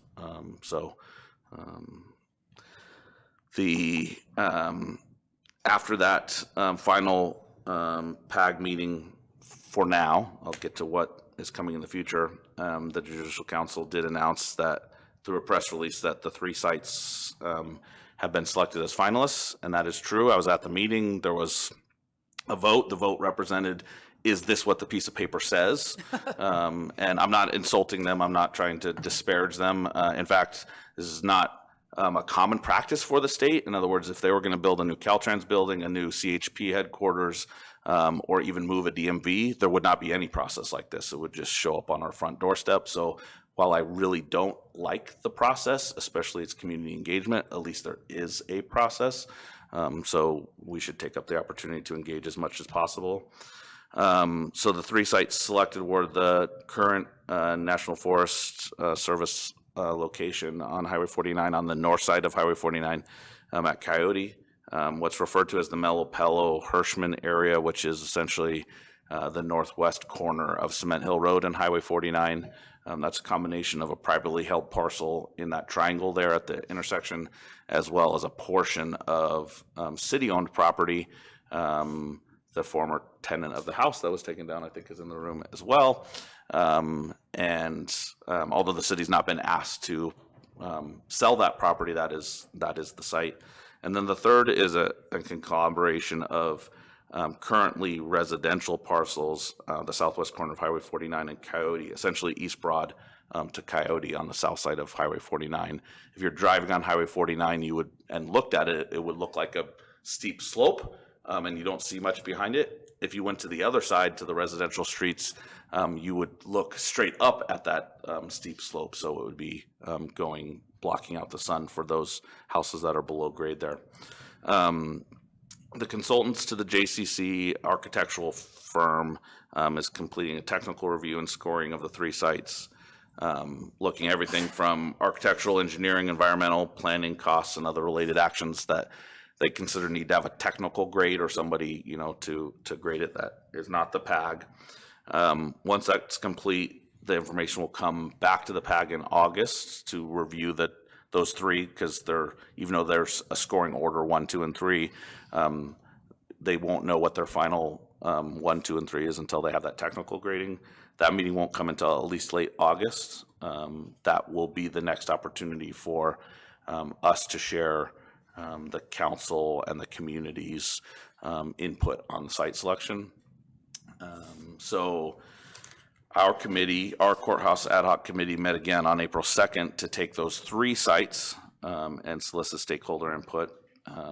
At that meeting, there was 40 written public comments that were provided prior to the meeting. There was 42 people in attendance, many of them who are here again and some who are new to join us.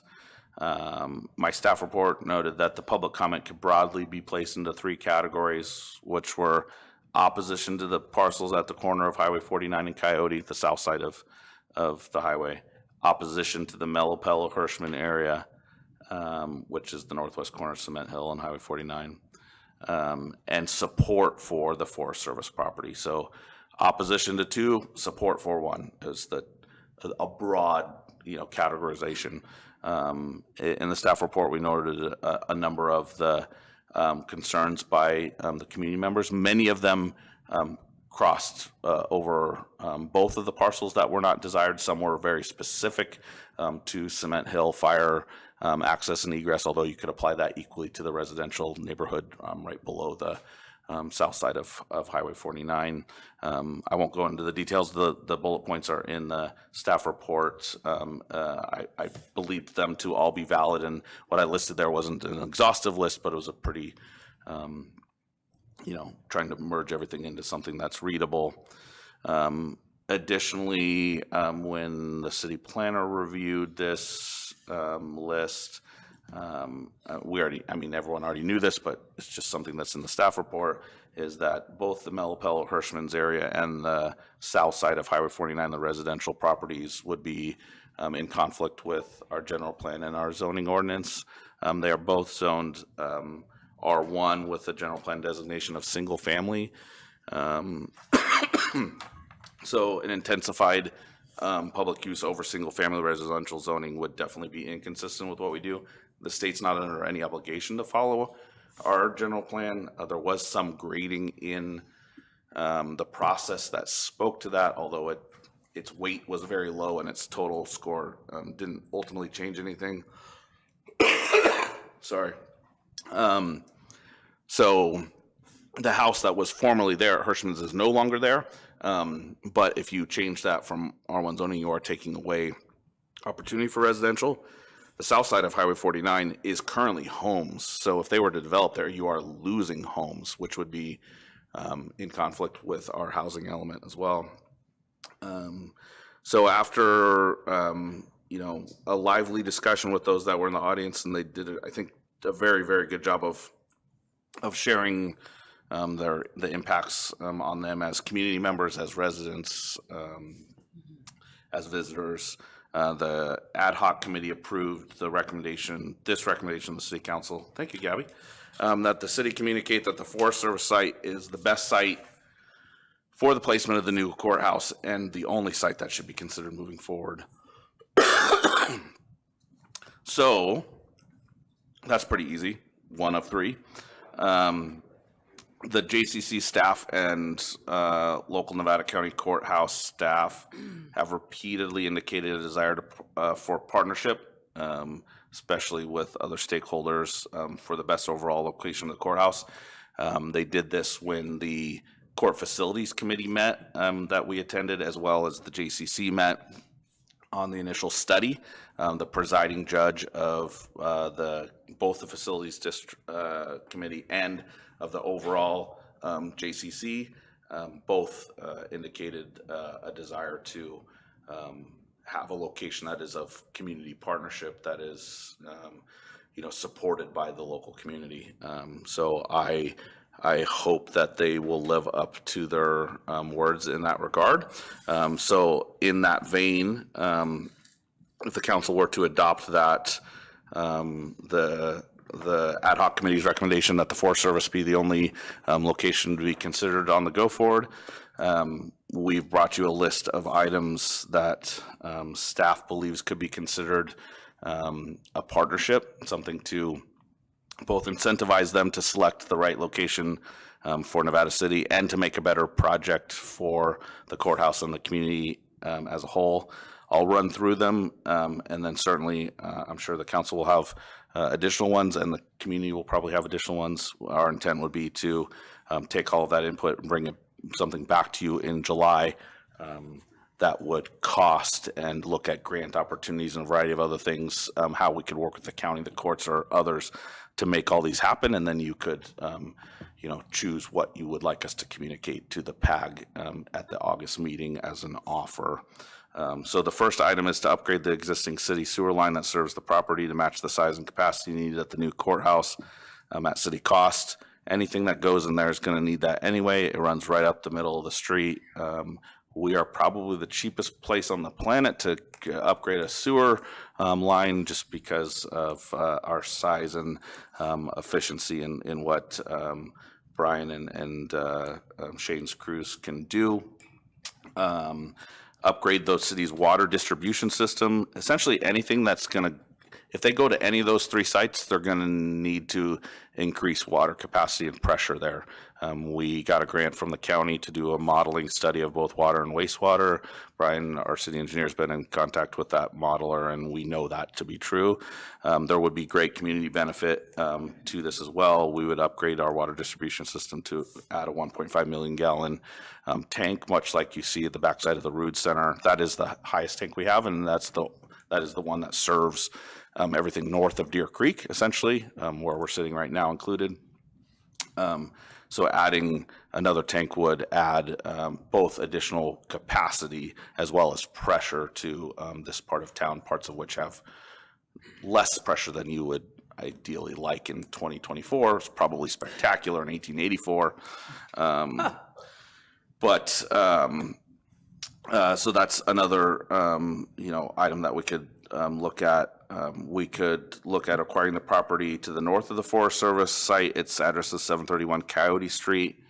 Ideas for that could be shared parking as a trailhead to the new Sugarloaf Trail that will be installed this summer, among other things. It's a relatively large parcel owned by a local business person who reached out to me and expressed interest in selling it to us for a good price if it was the best thing for the city. That would likely be the siting of the water tank as well, which would be directly connected to our existing system.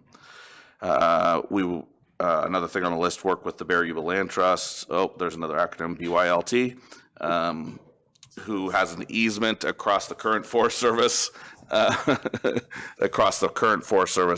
property.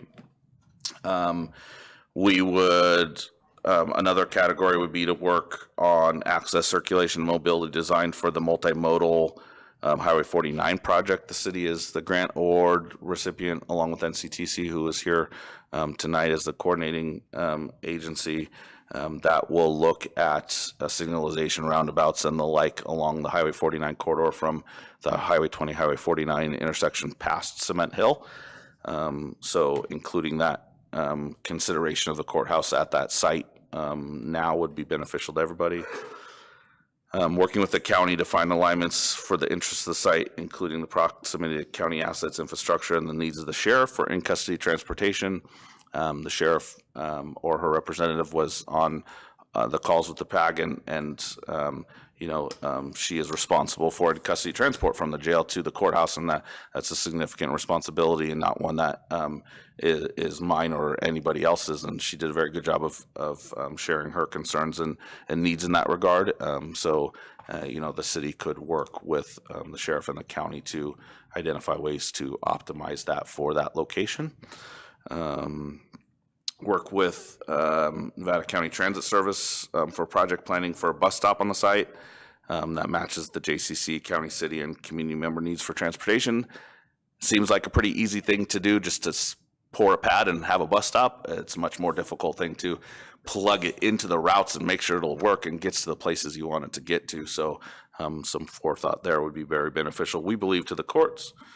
Work with the County of Nevada for potential undergrounding of utilities along the frontage of the property at Coyote Street, potentially using what's referred to as Rule 20A money, which that money is going away. That is money that comes from PG&E, or if you're down south, Southern California Edison, that pays for the undergrounding of all utilities, but principally the ones that have electrical on poles. But there is overhead utilities along the frontage of that property. And then the last, but certainly not the least, point would be to develop a point-to-point transportation plan, allowing for the use of parking at the current courthouse location and providing a shuttle between the downtown, the new courthouse, and the Eric Rood Administrative Center as a government-to-government service in support of city economic development. So essentially, as the new courthouse opens, you would have an electric trolley that would run from there to the Rood Center to the downtown Nevada City, because you'll now have a vacant courthouse in the downtown Nevada City, but it moves the people around so that the people from the courthouse and the Rood Center could avail themselves of our wonderful restaurants and shops in the downtown as the court moves out of the downtown. So with that long presentation, my apologies, but we would recommend that you, as the council, adopt the committee's recommendation that the Forest Service property be the only site for future consideration, the only one right for Nevada City. And then we'd also recommend that you provide direction on that list that I provided, any other items that you would like to add to the list or the community brings up in public comment that you'd like to add to the list, and then we'll return to you in July with that final plan for you to adopt and refer to the PAG in August, hopefully, of this year. Great. Everybody got that? Yeah? Excellent. I'm going to navigate this portion a little differently than the rest of the evening.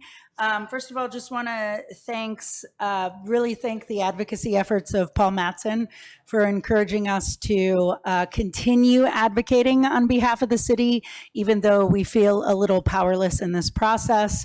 So thank you, Paul, for encouraging that ad hoc committee, the third one, as I understand it. And Doug seemed the obvious addition to that committee, having done so previously, worked on it previously as mayor. So I'd love, before we go into public comment tonight, Paul, I hate to put you on the spot. I'm wondering if you'd be willing to come up and talk a little bit about that process with Doug, and just give us a few minutes to chat about that before we go into public comment. Great. Would you mind coming up to the microphone so folks at home can hear you? Great. So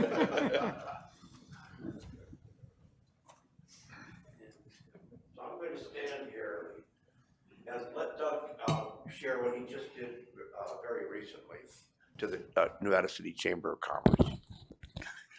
Thanks, Paul. Yeah, it's You're welcome. You didn't have to.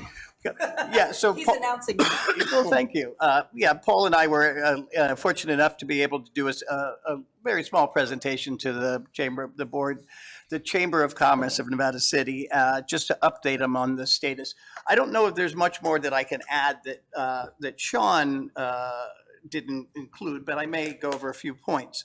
One of the things is that we have an amazing group of citizens in this community. I think they were activated a little bit too late for this round. I mean, they've been activated for the last 20 years, but one of the things that they did, and individually, collectively, is they went over the scoring process for how the JCC scored each of the locations. And it was pretty glaring to me, at least, that, you know, they didn't take into consideration some of the things that they said they would, as far as, you know, working with the town, not going against general plans, not, you know, messing up the housing element and things like that. So after looking at the rescoring, it's pretty clear that the other two, you know, locations would never pass muster if they actually knew what they were. I'm not saying that they didn't know what they're doing, but if they knew the community as well as we do, I think there would have been different scores. That being said, we are now in a situation where we're going to recommend, one of the things I'd like to also say about the meeting we had with the citizens is that, there were some different ideas about locations when we started the meeting. By the end of the meeting, everybody coalesced around this one property at the Forest Service as the only viable property out of these three. For a lot of the reasons stated. Obviously, it is a 3-story building that will have the equivalency of a 5-story building. And so putting that in a neighborhood is it's a non-starter, I think, for any of us in here. Anybody who knows urban planning or city planning would just, bristle at the idea that we're going to put a big building there. And so, our goal now is to take our recommendation and also try to provide some incentives to the JCC. One of the things, though, I'd like to point out, though, is that I think we should get them to pay for a lot of these upgrades, like for the water and everything else. I think we can sweeten the pot, but, I think that they're going to spend, $175 million on this project. So we're hoping that we can get some benefit out of it. And also, we're still trying to, see if they will contribute at all to the retrofitting and the seismic, needs of the old courthouse, or what will be the old courthouse. So basically, we are in a situation where we're going to wholeheartedly go for this one property. We're going to support it the best way we can. We're going to use some sugar, and if sugar doesn't work, what the other option is. I don't think we have to go there. I think there's going to be yeah, we have options. We definitely have options. So that's, I could go on, this, but Yeah, I think, what did I miss, Paul? No, that's a great overview. A couple of years ago, the figure for abating the asbestos, the leaky roof, and the electrical in the old courthouse was $20 million. So that's going to be something that we'll be facing down the road, and I'm so glad Nevada City doesn't own the building. But we want to do something to make sure that we don't have another vacant building like we do HEW right here in the middle of town. I think it's a great analysis. The meeting that we hosted for the chamber, for the community, everyone says United States Forest Service, no mention of Hirschman's, and no mention of that residential property across the street, or no support. Yeah. Great. And, I got some good public comment on the original courthouse location as being, at one point, we were all, wholeheartedly behind keeping the courthouse there. And could you just sort of refresh our recollection as to why that didn't work out and why there was a pivot to the Forest Service building? The Judicial Council didn't like the amount of work that would take to provide the type of facility that they're envisioning, which is a New York skyline, 3-story building as tall as a 5-story building, office structure. The parking was inadequate, and they just want to start from scratch. That's just the easiest thing for them to do, is to start from scratch. Not the best thing for the community, but we will figure out what to do with that building and make, something viable happen there. Yeah. Thanks, Paul. Thank you, Paul. Thank you, Doug. Paul, too. And I wanted to hear from you all first, because I want to let you know, my intention here is not to, impede on anyone's right to public comment, and to let you know that there are some irrefutable facts here. This ad hoc committee, it was appointed by the council to give their recommendation. Their recommendation is very clear. There's resounding public comment for one specific location and not two. And so with that in mind, as you come up and want to share tonight, I think just keep that in mind. And we'd love to hear from folks. Thank you so much. Yes?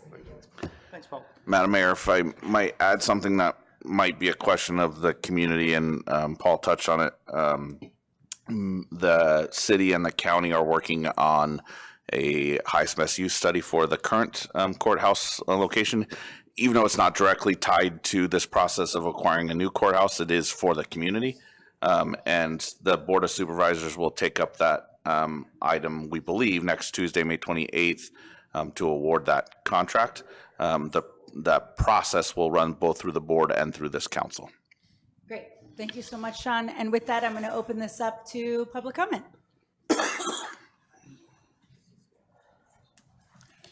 There goes the timer. Madam Mayor, members of the council, my name is David Alkire, and I'm here to urge you to reject all three of the suggestions made by what's called the JCC.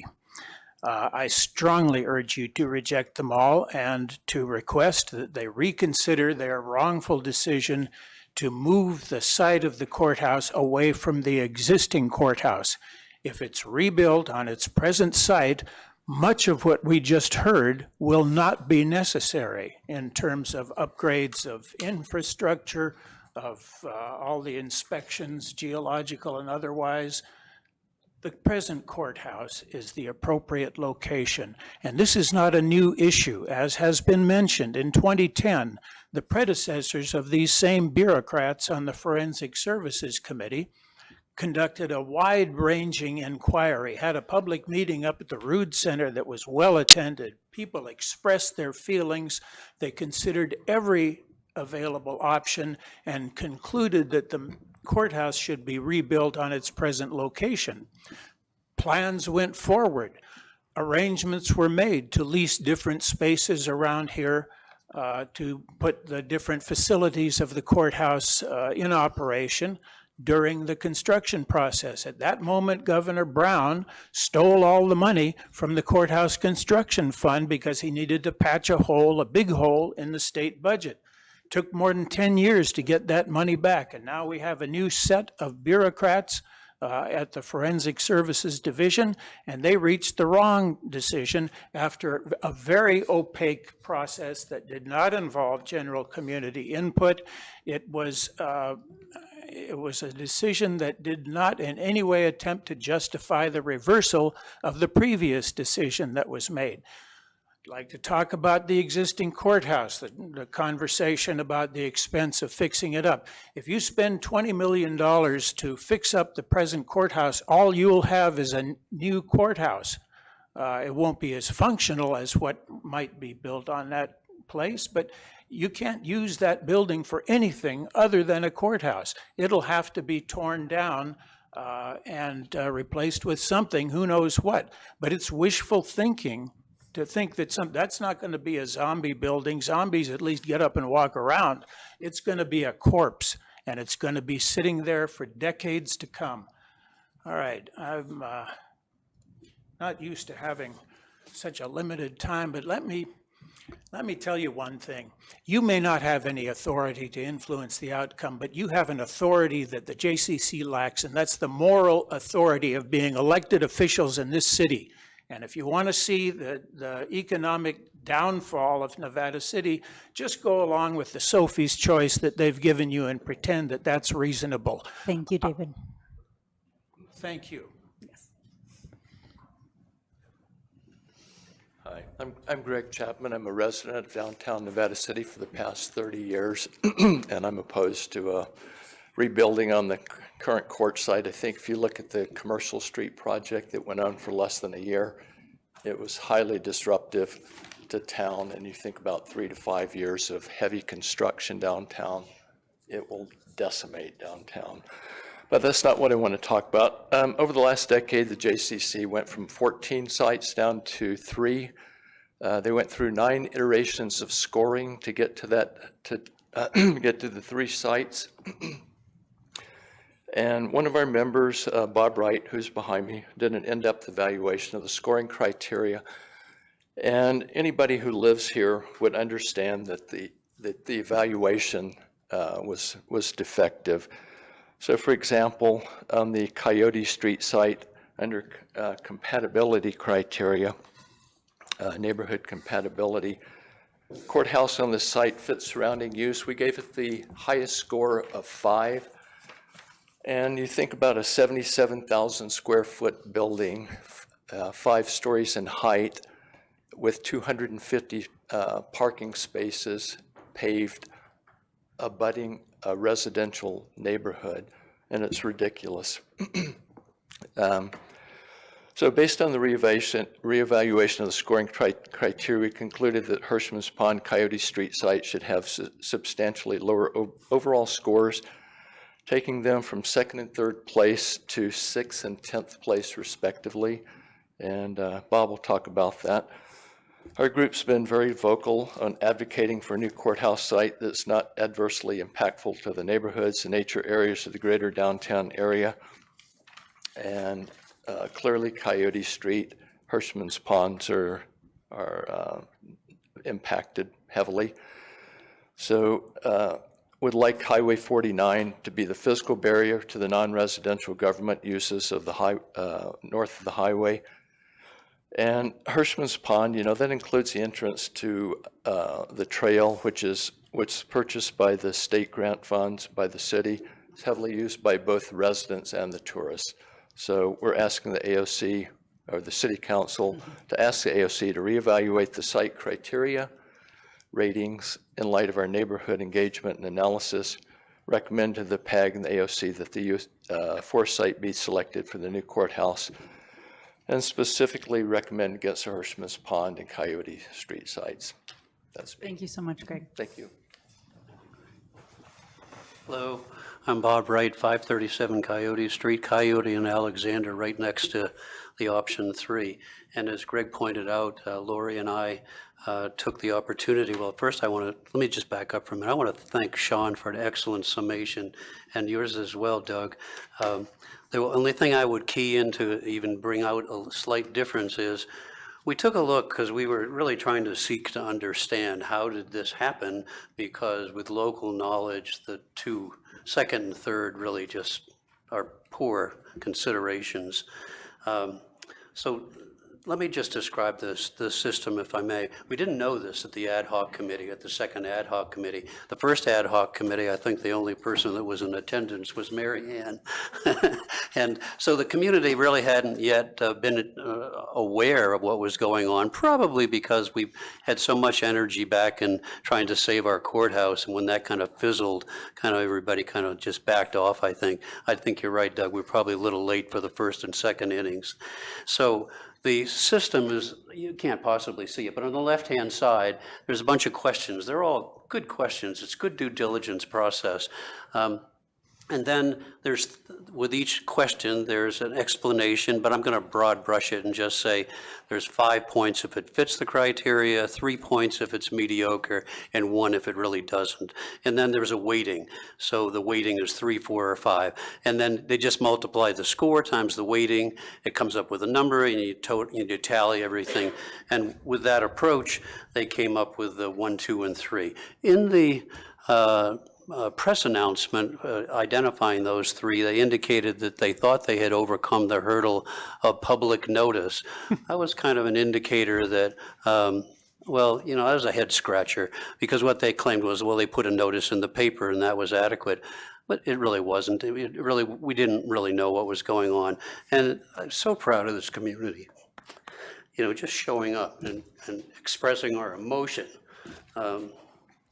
It's easy to do the numbers. So Lori and I went back and we took a look at the numbers. And as Greg pointed out, when you take a local considerations and local knowledge into here, we probably wouldn't be here tonight, you know, in numbers, because the 2 and 3 they would have gone down to 6 and 10, which I think is appropriate. We didn't try to jimmy these things to work to what we wanted. We just tried to put some local knowledge on it. So in 20 seconds, I support what our approach is. I think that Sean deserves some kudos for providing that to us.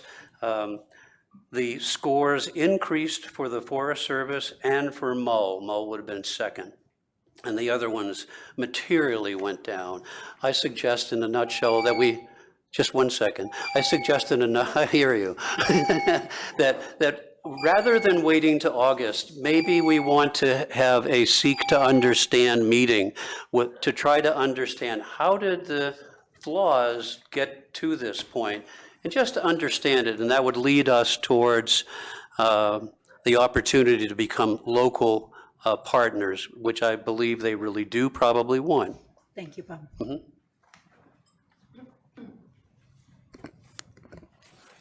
Lori Oberholzer, 310 Nevada Street.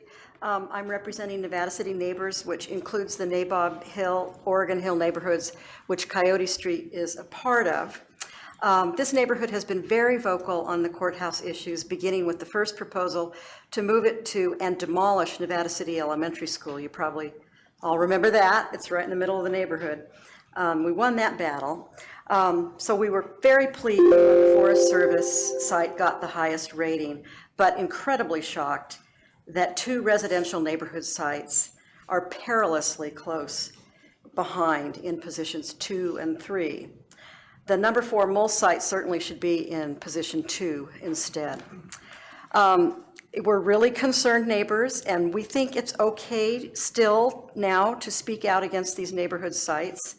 It'll bolster you, and I think it'll get the attention of the AOC and PAG perhaps a little better, having us speak out.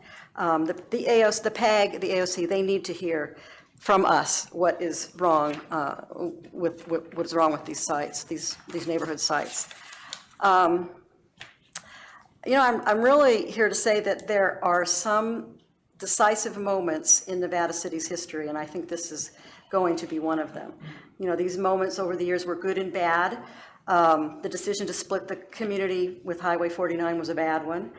The adoption of the historical ordinance was a good one. Buying Sugarloaf Mountain and Hirschman's Pond were fantastic things. So this now is our moment, and we need to do everything to make sure that it turns out right. Now, our general plan gives us a lot of guidance in this area. It over and over and over restates the goals of 1, retaining our wooden enclosure. People in this town know that term because they know our general plan, and it really speaks to what we're all about. 2, preserving the historic core, which is in capital letters in the general plan over and over. And 3, protecting historic neighborhoods. So those are critical goals in our general plan. A courthouse at these 2 neighborhood sites simply does not comply with these general plan goals and a number of other specific goals. The Coyote Street, you've heard it, the Coyote Street is a historic neighborhood, again, capital H, capital N, and is within the historic core, which is delineated by Highway 49 on the north. It's kind of, you can't even guess at it. The Hirschman's Pond site, again, it's an area with assets that are specifically called out for protection in the general plan. And both of these sites are designated single-family residential in the general plan, specifically to meet these goals. So I just think this is our stop the freeway moment. So let's stop the freeway. And you know what our 3 requests are. Thank you. Thank you, Lori. Hi, I'm Louise Beasley. I live at 330 Alexander Street. I was here once before to express my concerns, and I'm just back again to keep it short and simple. I'm feeling so much better based on what we're hearing and your support, and I just want to thank you all for supporting our neighborhood. I know it's your town too, but those of us who live in that area have just been so concerned. And so I think you know all the background better than I do, and I put my trust in you. You're doing a great job. Thank you. Keep up the good work. Thank you, Louise. Well, good evening. I was going to come up here and, talk about all the things that Sean had already brought up, and evidently the community has already discussed, so I will keep it short and sweet. This is my not in my backyard moment. I live on Cement Hill Road, and please help us not have them build a court in my backyard. We moved up here, my wife and I, 9 years ago to live in a quiet rural area. And as it is, we're already hearing about traffic circles at the bottom of Cement Hill Road, and now, unfortunately, a courthouse on the corner. I would like to read a quote for Hirschman's Pond from the Bayou Land Trust. It says that the Hirschman Trail is a delight to hike any time of year, but in the fall, after we have a few light rains and the foliage begins to turn, is a great time to hike the trail. A stop at Hirschman Pond provides an opportunity to see a variety of waterfowl that are migrating from their summer homes to winter habitats. My question is, will we have to amend that statement with, just behind the massive courthouse structure, past the enormous parking lot? Thank you. Thank you so much.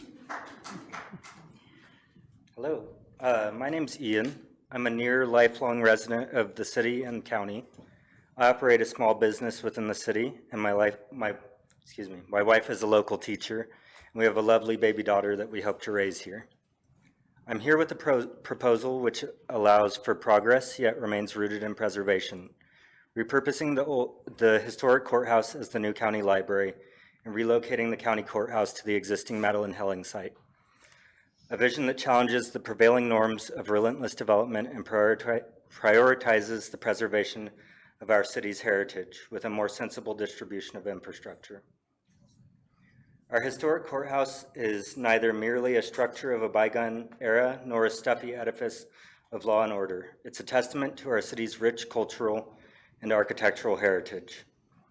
I understand the building has serious structural issues, but at the very least its facade could be restored and it could be repurposed as a county library and cultural center. Our newly formed Arts Council could have a home in a location that it deserves with the ability to host the public in an architecturally significant building. Relocating the courthouse to the Madeline Helling site represents more than just a convenient relocation. It embodies an opportunity to resist the encroachment of capital-driven agendas. As a county-owned property, it creates a convenient allocation pathway. As far as I know, this location exceeds most, if not all, of the JCC's criteria. If championing sustainability through the reuse of existing infrastructure, I challenge the notion that progress must come at the expense of our environment, a la Hirschman's Pond, or our architectural heritage. I recognize the financial implications of this endeavor, but view it not as a cost, but as an investment in a future where our city thrives, not at the expense of its residents, but for their benefit. I implore you, as the custodians of our city's future, to recognize the monumental nature of your decision and to embrace this vision that values community over capital. Please consider postponing your recommendations to the JCC and honoring the voices of your constituency. Please recognize this unique window of opportunity.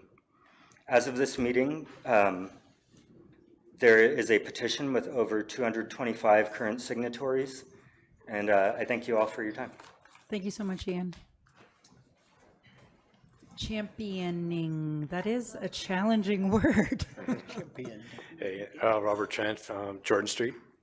And many of you might know I lived on the said property on Hirschman Pond for over 10 years. I raised my kids there. And I imagine there's very few people that know that particular slice of Hirschman Pond better than I do and my kids. There's a lot of talk about logistics and politics, but there's very little talk about the natural habitat there. You might not know that I was a certified naturalist from UC Davis, so I'm a kind of a bird nerd. And over the time I lived there, I compiled a list of 65 different bird species I saw there. I had a trail cam, I have a huge list of mammals I've seen there and all the nature that's there. It's incredible how it's recovering from the devastation. And yeah, we wanted the courthouse to stay in downtown, and maybe it still will. There's a slim chance, maybe it still will. But it really adds insult to injury by putting it, or the thought of putting it on a place that everyone in this city loves so much. When I was out there in my garden, I saw most of you walk by. I see families walk by. It's a refuge for people and the animals. Right where they want to build a parking lot is where the ducks breed, and then they go to the pond. There's so much life there. I had frogs covering my windows. You know, not to mention the mosquitoes that, oh yeah, they're going to build a courthouse there. Oh my God, what, they're going to start asking to dump, you know, chemicals in the pond to kill the mosquitoes. It's ferocious mosquitoes there.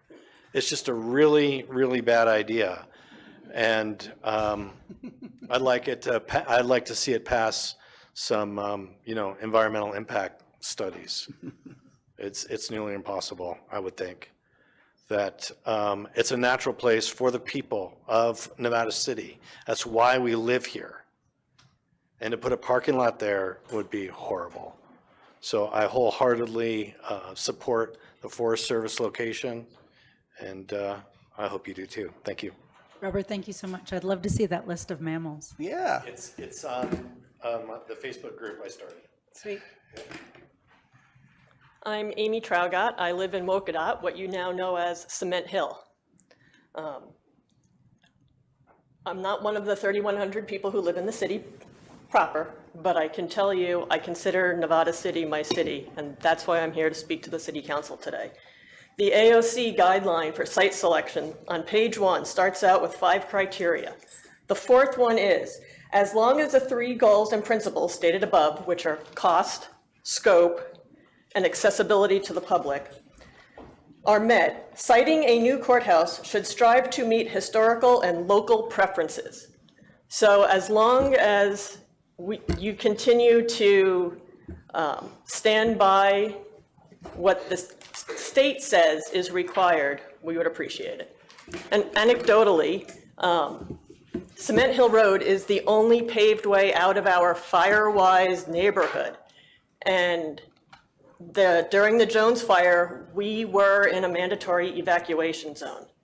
And fortunately, since then, the areas have been updated because the dirt roadway out was mandatory evacuation. The bottom of Cement Hill was mandatory evacuation. But us people on the top of the hill were not told to mandatorily evacuate yet. So it's important. Thank you. Thank you, Amy. Thank you. I'm Karen Wislow. I live on Indian Trail off Cement Hill. And I will follow up to that comment because I'm here as the chair of our Greater Cement Hill Firewise community. And I want to support the staff recommendation to support only the Forest Service site and not the other 2. But I want to particularly say that in 2023, the OES requested the Firewise communities to do an evacuation evaluation of their communities. And in doing that, what I learned is we have about 600 properties in the Cement Hill area, in the Cement Hill Firewise community, with about 500 dwellings on it. So I'm estimating there's about 800 people who live in the Cement Hill area. The vast majority of them, the only route out they have is Cement Hill. And as everyone knows, the intersection at Cement Hill and 49 is already problematic and difficult. If you add 250 more vehicles from a courthouse right there at that intersection, that's a 30% increase in vehicles as we try to evacuate in an emergency. And as a community, we are working hard to keep fire safe. We have people working very hard on their properties, and we need a safe evacuation route. So thank you very much. Thank you. Good evening. My name is Eileen Jorgensen. I live at 16547 Indian Flat Road, right next to Karen.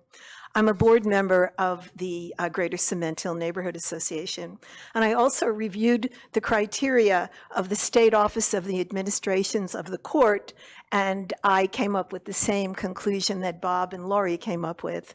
They had it wrong. It was flawed in their criteria. So I'm here, and this is probably what you already know, but I want to support what Sean is telling the AOC and the JCC about the importance of the fire service site. And I want to say, please ask the AOC to reevaluate the site criteria in light of the analysis that you see here. Recommend that the Forest Service site be selected, and recommend that the ratings be adjusted and the neighborhood sites of Coyote Street and Hirschman's Melopello site be eliminated as potentials for building. The Forest Service site is far superior for development of the new courthouse, and here's why. The site is already developed and in use. The existing tenant, the U.S. Forest Service, will be moving, leaving the building unoccupied. It is good planning to reuse an existing site that is developed than building a new building on vacant land. The Forest Service is already leveled, paved, has sewer, water, electricity, and will not impact neighborhoods. Development of this site would be considered infill rather than allowing strip commercial sprawl to be introduced along Highway 49 corridor, which would occur if the courthouse were built at the Melopello site. The Forest Service site is already devoted to public use, and the property across the street is an existing fire station. Developing this site as our new courthouse would not change the use of the area from its existing public use zoning. The Forest Service site is elevated above Highway 49. This elevation difference would help screen the view of this 77,000 square foot, 3-story building having the actual height of a 5-story building, with historic Sugarloaf Mountain rising 220 feet behind it. It would be an ideal backdrop for this towering edifice.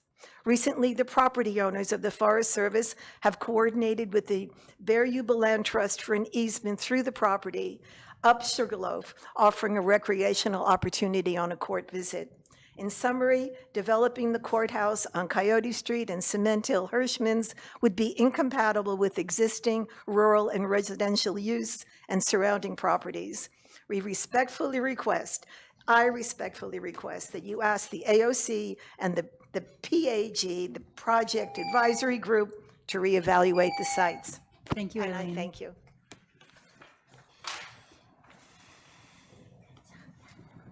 Hi, my name is Barbara Getz, and I live at 10179 Elliott Way. It's not within the city limits, but it is directly adjacent to the Forest Service property. We're kind of a little neighborhood squeezed between the Forest Service and North Bloomfield Road. You don't see any of our houses. We're kind of tucked back in there, but we hear everything that goes on. And so I didn't really realize that this was going to affect us so much. I wasn't aware a month or so ago when this first came up, so I'm sorry to be late to this topic. Anyway, it's the size of the new courthouse building, 5 stories high, 75,000 square feet, that will dominate any views from the trails and the peak of Sugarloaf Mountain. Have any Nisenan tribal members been asked about the impacts of such a large development on Sugarloaf and their cultural connection to that land? I understand it's sacred to them, whereas Hirschman's Pond is basically an old industrial site. Even though I think it's beautiful now and it's being reclaimed, that's basically what it is. The noise from that building will have a great effect on Sugarloaf. I'm concerned that if that's the site chosen, and it seems like it will be by you, and most of the community has decided that you will use all of your influence to make sure that all the mechanical noise that comes from a building of that size is mitigated. It's not sitting on top of the roof so that it just flows right up to the top of the mountain and affects all the trails and the people wanting to use that natural land and appreciate it. And I also think that it would help our neighborhood not be impacted by the humming noise of a giant building. If any of you ever stand outside the Rood building, especially from Wet Hill Road, you'll know that a building of that size makes a lot of noise. Let's see, what else? I kind of changed what I was going to say after hearing everybody else's report and hearing what Sean had to say. I love the idea, this new petition of, switching the library and the courthouse sites. I think that might really work, help the downtown and keep the courthouse downtown. I mean, give the state an opportunity to build a new courthouse on that area along Highway 49 that's filled with giant buildings already. So anyway, thank you very much. And please, if they build something there, you know, try to make them build it consciously. Thank you, Barbara. I'm Steve Deanner. I live at 10517 Indian Trail, right off Hirschman's Pond Trail there. So obviously that's a big concern to mine. So most things have been said, but I just had a couple of things I wanted to point out. One is that Sierra Streams, who has done quite a bit of research on the wildlife and stuff in that area, shows that there are wetlands in that area that probably will be impacted by the building. They have the Sierra Course frogs that's a breeding area for those frogs. And there's also the Western Pond turtles that both, according to the Sierra Streams, would probably be stressed. You know, aquatic life doesn't deal well with construction and noise and dust and all that. So that would be an important thing. The other issue I would have is just you'll be eliminating, you know, it's not clear what's going to happen to the trail, but it sounds like the parking lot and maybe the first 800 feet of that trail is going to disappear or somehow, you know, I haven't seen any clear plans. So it is a major impact on, I'm a person that, because I live next to it, walk it and bike it regularly, and it's not going to be the same trail. Especially with a large building there, and plus 2 to 3 years of construction is pretty devastating. So keep it short. Thank you. Thank you, Steve. Hi, my name's Rick Helwig. I live at 356 Alexander Street, and pretty much everything's been said already. Not much to add, but my opposition to sites 2 and 3. The site on Coyote Street and Highway 49, in my opinion, is just a ridiculous choice. This location would be a massive intrusion to the neighborhood along Alexander and East Broad Streets, and it would also affect most likely property values in that area, along with construction noise during the construction phase, and really no positive factors in that site. The site adjacent to Hirschman's Pond should also be stricken from the list, as it would severely impact the Hirschman's Pond trails and open space, which is enjoyed by many in the area. So I'd like to ask the City Council to recommend to the AOC to strike sites 2 and 3 from the list and focus their attention on site 1 being the U.S. Forest Service location. Thank you. Thank you, Rick. Well, good evening. Thank you for your patience. I'll try to keep this short. My name is Will Hart, Greater Cement Hill. And for 34 years, the Greater Cement Hill Neighborhood Association has been the voice of our community. We have 240 member families covering an area of 8 square miles that takes in Hirschman's Pond. We brought NID water to our community, raised fire awareness, and increased fuel mitigation. We have supported the Nisenan people in securing tribal land, and we currently stand against AT&T's removing service from our neighborhood. With a history of community activism, I come here tonight to stand in favor of the ad hoc committee's choice of the USFS courthouse site. With Cement Hill being number 2 preferred site by the AOC ranking system, we recently sent out a survey regarding the proposed courthouse sites. The results from our survey are clear. Out of 170 responses, 160 are opposed to the courthouse being located at Cement Hill Highway 49 intersection. That's 94% opposed, with most citing the impact of Hirschman's Pond, increased traffic pressure, and its effect on the evacuation as a reason for opposition.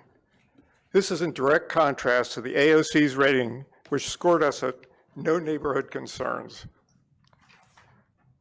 I hope the goal of City Council is to recommend the best possible site for the new courthouse that has the least impact on residential communities. With 160 voices behind me, we support the ad hoc committee and their choice of the USFS site for the new courthouse. Thank you for your time. I admire and respect the City Council and its dedication to our community. Thank you. Thank you, Will.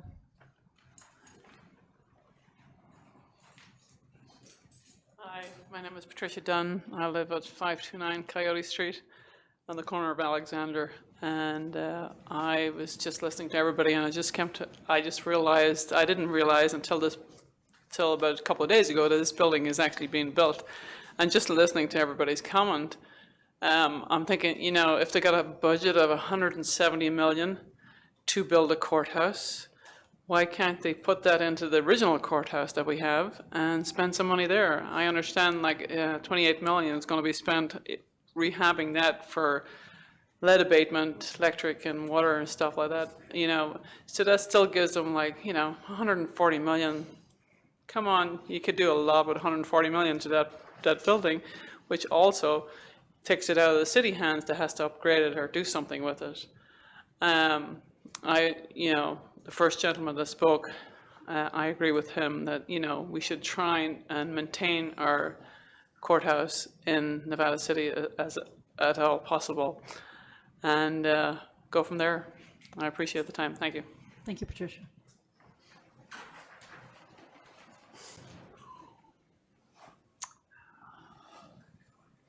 Shall we all take a breath together? Thank you, folks. Thank you for showing up. Thank you for coming out. Thank you, Barbara Getz, for your wrench. I am going to bring it back to the table. I just got questions that I imagine Sean could answer. Where would the Forest Service be going? They got a place to go? Yeah, the county is engaged in a 50-year land lease for them. It's already been annexed into the city, and we're the lead agency for the environmental review of it. The county will take it through entitlement, and then the Forest Service will take it from there. So they will be building on the site, essentially directly behind the new juvenile hall, because you've been here long enough to know that the old juvenile hall is in a different location. Yeah. I never was in I never had I was a sweet boy. Sean, and a couple folks brought up the library notion, which I'd definitely heard of before. And can you speak to why that hasn't been brought forth for? In the PAG meetings, they discounted, and by they I mean the JCC, they discounted both the current open space where they do events at the Rood Center, kind of adjacent to the parking that has solar coverage, both that site and any other site at the government center there for lack of size. The 4.5 to 5 acres is their size and space for 250 parking spots. Right. I love the idea, and I'm not saying it couldn't work. I'm just saying it didn't. It was discounted by them. It's not for that reason. Yeah. And Robert Trent and a few other folks brought up.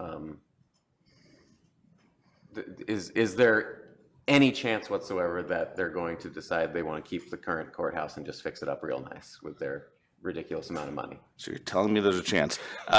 So I believe the difference, it was 175 million budget for option 3, which is what they choose offsite. I believe it's 246 million to and change to rehab on site. So that was the determining, essentially the determining factor. And since the legislature has given them the money in this current year's budget to invest in land acquisition, I would say it's not impossible, but it's improbable. Yeah. Okay. Yeah. Thank you, Sean. Thanks, Adam, for those clarifying questions. Who else? Sean, about how many residences would we lose if they chose Site 3? Looking at the map, it looks like about 6. And can you just clarify, just for folks, what Site 3 is? Site 3 is the one at the intersection of Coyote and 49. South side South- between East Broad and Coyote, I believe there are 6 homes there. They're all of that essentially is owned by the same owner, and they are a willing seller. That is why it got on their list in the first place. So that doesn't make it right for Nevada City, but that is why it is on there. And I believe we would lose 6 homes. I believe we'd lose 7 R1 parcels. Thank you. Thank you, Lou. Go for it. Yeah. Okay, so yeah, it was interesting to hear about Yeah, Okay, he's learning, just in time to be mayor. about the parcels, losing the parcels, because I heard Bob Wright talk about this earlier. I can't believe that site ever made it into consideration, given its proximity to the neighborhoods. My first desire was to have the courthouse rebuilt where it is. But if you saw those plans, it also required a lot of other space in that area and would have actually hollowed out that neighborhood with the other properties for parking and affiliated buildings. It would have changed that neighborhood dramatically. Even if they had the money to restore it, it would have really changed the character of that location. And I think that's important to understand. After that, and they decided to go off-site, and I looked at all the sites, I always thought that the Forest Service site was the one that made sense. And I still believe that. There's a lot of reasons for that you've all articulated well. So I do think that we should follow the ad hoc committee in their recommendation. I'm also interested in what Sean is referring to as incentives to work with the JOC and affiliated court organizations to incentivize that location, provided we don't end up carrying the entire financial burden, which would be beyond our ability to do that. It would take too much away, and I'll say more about that in a second. I have a huge concern about going to the Forest Service site around traffic. That, I think, is a critical piece of it. We heard earlier from the transportation folks that they're looking at how to manage traffic at the Highway 4920 intersection, which is going to carry the brunt of that traffic. So I think we really need to look at that carefully. But I'm also really interested in Coyote Street on the south side and the north side, and what would it take. And I read in one of the comments, I think from Ken Baker, that he suggested the possibility of turning the end of Coyote Street into a cul-de-sac or something, which is, makes sense, but it needs to be understood from a traffic flow consideration. There's a lot of conversations to be had about that, but we do need to look at that intersection if it goes in that location, because that is also when people come out of Coyote, that intersection's got to be dealt with some way, shape, or form. So I think that's really important, and I think that those need to be included in whatever traffic study takes place. So I am absolutely firmly behind that. A couple more points is, yes, Doug, I am the process guy here, and I am hugely not an admirer of this process for a lot of reasons. It's not the first time, Adam, that I've dealt with courts, and they do what they want, and they have done what they want. Their numbers, I'm not surprised their numbers don't make sense. I'm not surprised that they're designing it to get what they want.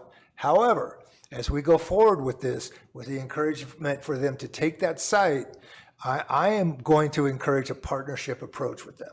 I'm going to take them at face value with legitimacy so that we can enter into a reasonable negotiation to incentivize that site, make that site work, and give them the benefit of the doubt. Though I have little reason to do so, I think it's the right approach. But I also would say that with the consensus of the community and everybody that's looked at this, we need to also be prepared to stand as firmly as we need to on our decision. It is clearly the community consensus. And if you've heard me speak before, I stand behind community consensus. I love you guys for being here, for doing the work. I love the way our community has come together around this. We've tried many approaches, but we're standing here now saying this is what we want, and we need to support that in every possible way. So thanks to all of you. Thanks to Doug and Paul and the committee. Thanks to Sean and everybody that's worked on this so hard. But I think this is the direction we need to go in. Thank you. Thank you, Gary. Doug, anything else to add? Just sort of a summation of, great comments. And again, just what Gary said, we love the community that comes out and tells us how they feel, especially about important issues like this, where health and safety and lives are at stake here. I think we can go as far to say that. But what I'm hearing from everybody is that basically we, except maybe one person, that we want the Forest Service building we want to, unanimously recommend that the Forest Service building be the location. We want to strike buildings options 2 and 3. And even though it might not do much good, it can't hurt to try to ask them to reevaluate their scoring and show them, the community's scoring as a counterpoint to their scoring. It might be for naught. It might be a little bit, poking them in the eye, when we're trying to, use the nice approach initially. But I think that's a valid way to position our position, that one property is the only one that makes sense and the other ones don't, for a myriad of reasons, which will come out in a rescoring. So that's basically it. Thank you, council. Thank you, folks in here.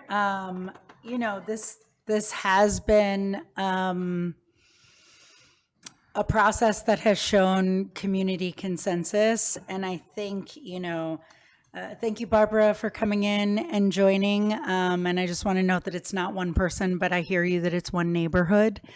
And I think listen, this sucks, right? Like, this sucks. Like, our courthouse, we should be able to keep our courthouse where it is. And our hands are tied, feeling a little helpless over here in terms of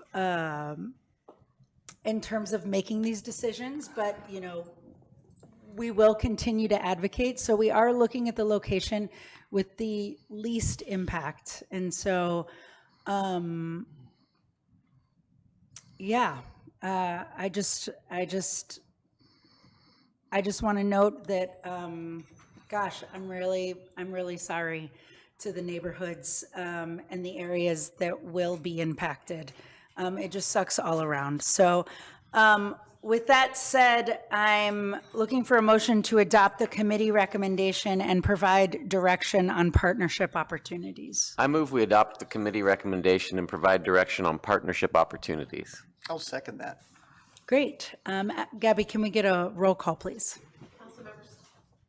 Councilmember Cece? Yes. Councilmember Klein? Yes. Councilmember Fleming? Yes. Vice Mayor Peterson? Yes. And Mayor Fernandez? Yes. Motion carries 5-0. And Madam Mayor, I would be remiss if I didn't share that the court staff has been great. Layla Wahid is our local court administrator.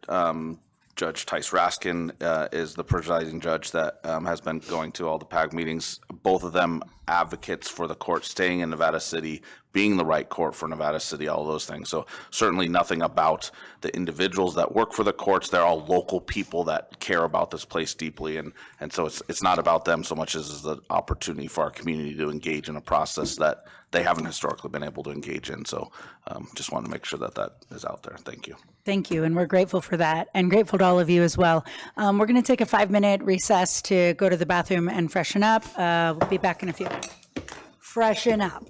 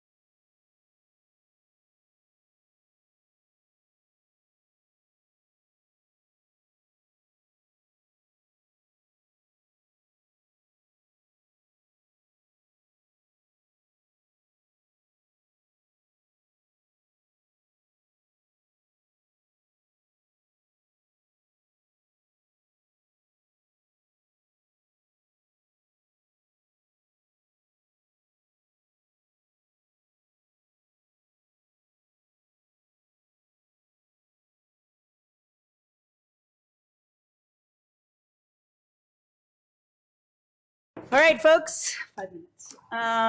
On to item number 13, consideration of a planter plan for installation on the Commercial Street reconstruction project. I'd like to invite our city planner, Lisa McCandless, up to tell us more about this again. 47 seconds. Good evening.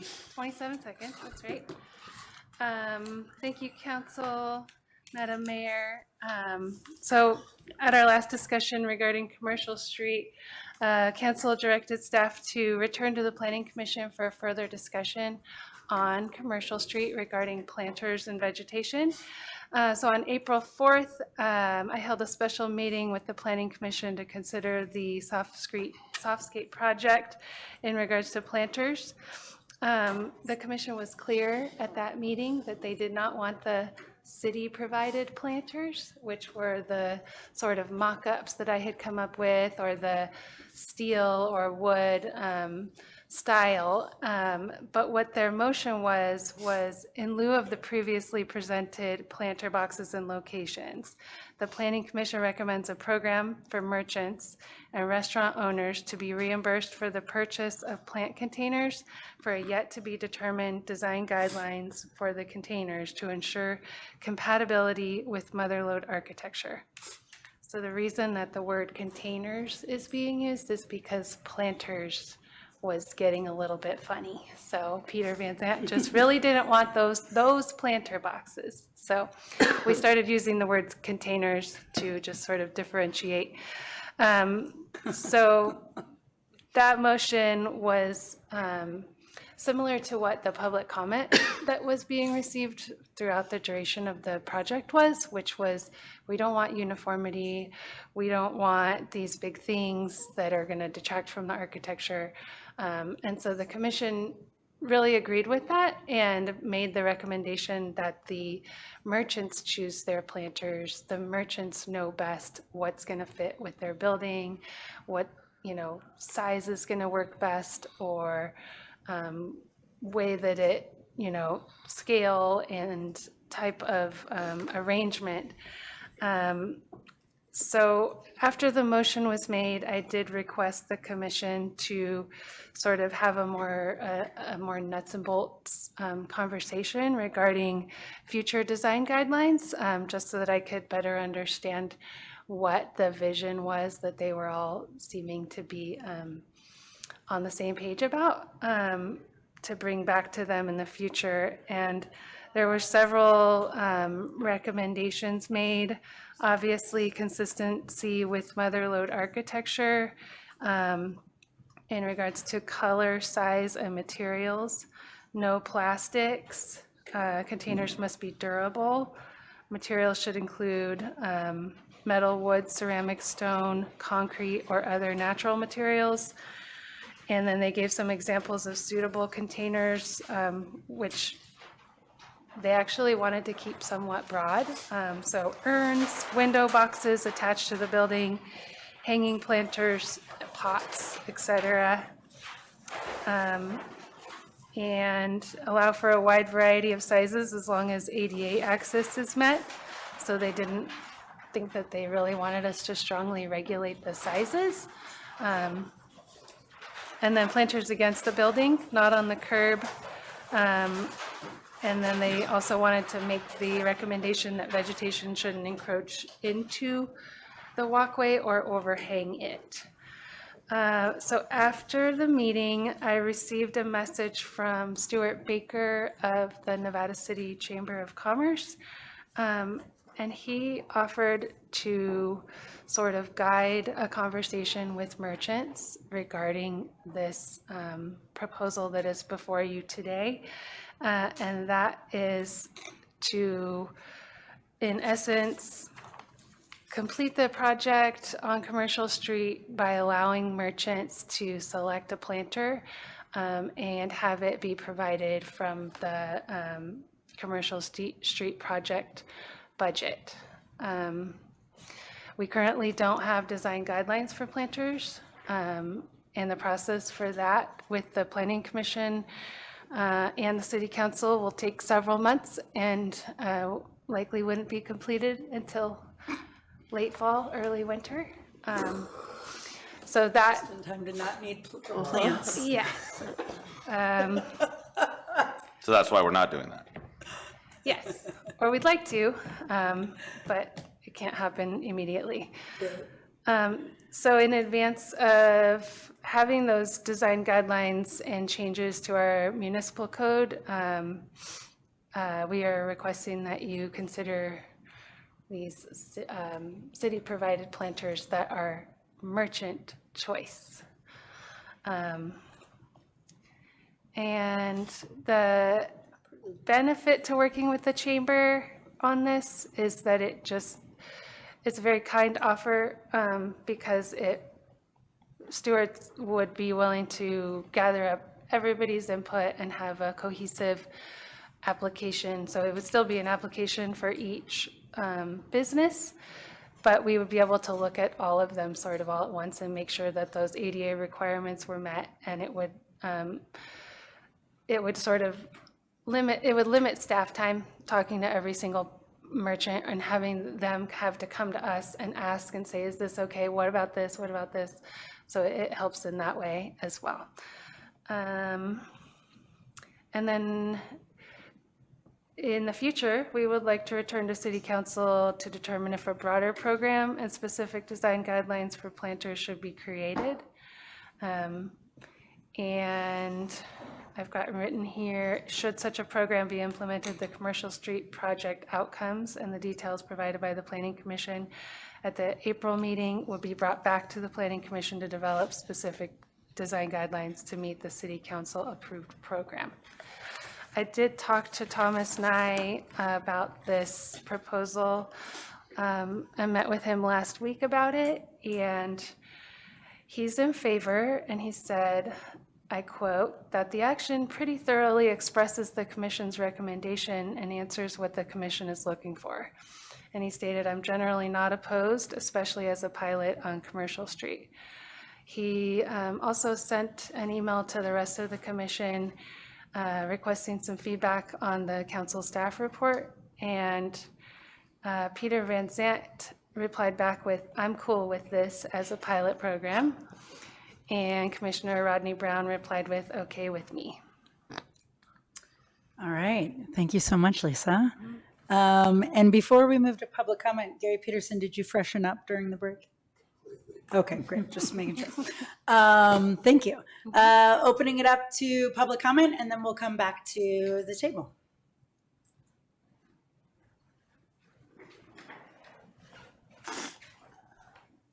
Lori Oberholzer, 310 Nevada Street. There were a number of us that went through this whole process. It was many, many months and a whole bunch of meetings in the rain and inside. And I'm sorry I didn't bring the little Savannah, Georgia picture, but I'll get you all a copy of it to frame. That's the goal that a lot of us had, and I think it'll be really beautiful to have all of the different, flower pots, not flower boxes. And I'm happy to see that the staff report reflected that the Planning Commission that is really, really, really what they wanted. They were really clear on it, and I think they'll be happy also. Thanks. Thanks, Lori. Look forward to that picture. And for clarity on the cost component, the city would be purchasing these, would be owning these, and we'd have an agreement with each of the businesses that they would be responsible for the planting, watering, and maintenance of them. And that way, it's a city asset that we're allowing them to use. It's beneficial to both of us in that they get the one that they want. We're not responsible for watering and planting it, although we'll be responsible for, if there's damage or if it needs to move because businesses change. And this would all be under the previously approved funds for the seeding and not planters, what do we call them? Containers for the Commercial Street project. And then once we get them all out there, then the project will get closed 7.5 years later. Yeah. No, I don't believe it. Maybe by the end of our term. And Gary thank you Doug, to the commission and to second Lisa term. for getting us here. Yes. I think it'll still be active 4 years. Great. So just launch right in, Gary, since you're already talking. Let's What do you got? Oh, I'm cool with it. To quote the planning commission. No, I think about, I walk by the new bakery on York Street that's got the planter boxes. I look at J.J. Jackson's with the planter stands. They're perfect. I don't want a homogenized look. You would never have that on Commercial Street. I like the different containers, the different looks, as long as they're reasonable, and not plastic. So I'm cool with it. How do you define reasonable? Well, I don't. Okay, great. Moving right along. Lou, what you got? If we do it this way, when will we be done? As soon as everyone gets their information in and we can order them and have them here, it will kind of depend what they actually are. I have a birthday in September. Will we be done? Lisa, you want to commit to that? I will try. Yeah. Thank you. We should. There might be some stragglers, Yeah. you know? We should be well on our way. Birthday's in November, so that sounds more likely. Mine's in January, so we've got. I mean, if we can get them next week, we will. So all deliberate haste. Are they, Well, do we know what these containers are? Like, we have containers in mind that match all this criteria, and it's just a matter of getting them once people pick out the ones they want, or do we still have to go look for these things? People are choosing them. So they're shopping, they're going online, or they're going to the local stores and picking one out, and then they will show it to us. Okay. So there is, one of the recommendations was staff level review unless the city planner requests the commission's review of an item. So if something was, really apparently not consistent, and somebody said, but you guys said we could have this, then I would just take it to the commission and they could make that finding. Okay. Yeah. All right. In a brief 3 hours. So it'll never end. But some have already suggested what they want, correct? Some of the Correct. businesses. Yeah, a few. are we providing a list of options, or they could just do anything, okay? No, they would be going off of the recommendations. Okay, so it has to meet the guidelines. Is there a budget amount that they get to spend?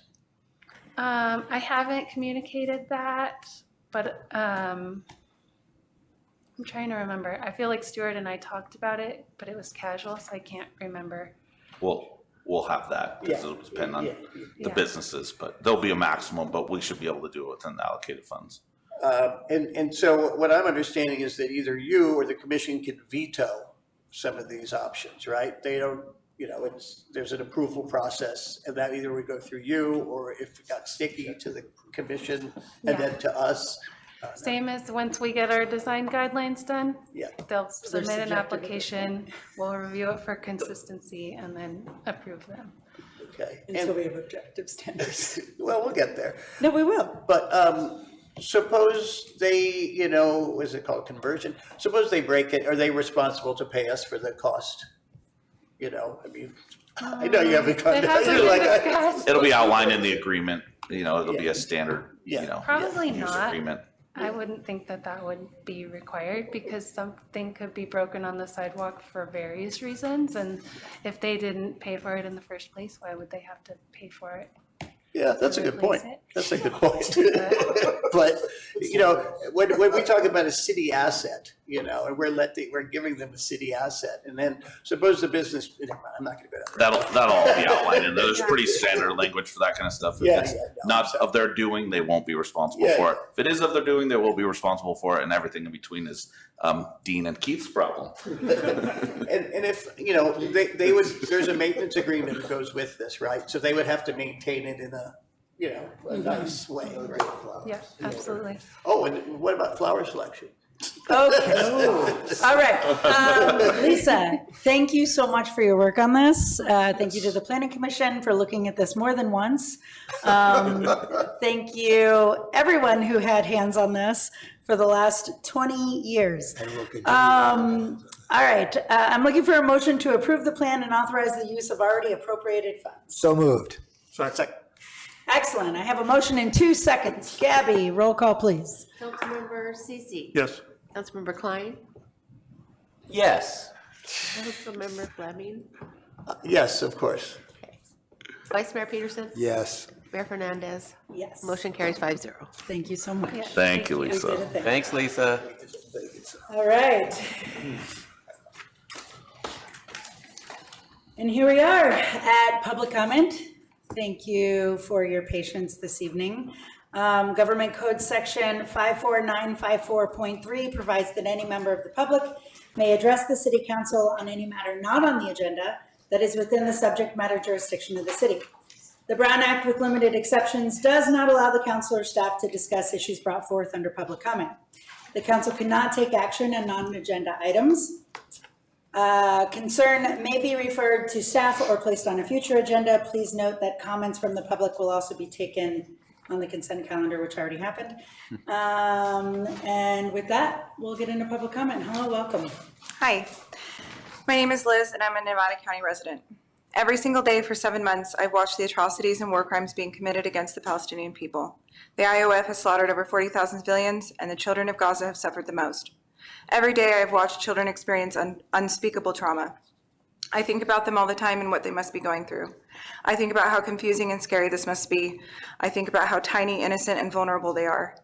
Just like any other children, they crave love and warmth. They want to learn, play, and feel safe. How any parent can look at these images coming out of Gaza and not see their own children is beyond me. Every single day for the last 7 months, children in Gaza have been trying to survive. I've seen them torn to pieces, their little bodies smashed, broken, and destroyed. Last week, I saw a 2-year-old with her intestines spilling out of her abdomen, crying out while doctors were trying to repair her little stomach with no anesthesia. Children are having limbs removed and major surgeries performed with no anesthesia. As a mother and as a human, I am absolutely destroyed for them, and as much as it kills me, it's nothing. Fuck my feelings. Because as much as I can relate or empathize, I will never know the depths of their pain. To be their mother is to know them, and I don't know what it's like to hold them or to smell their hair.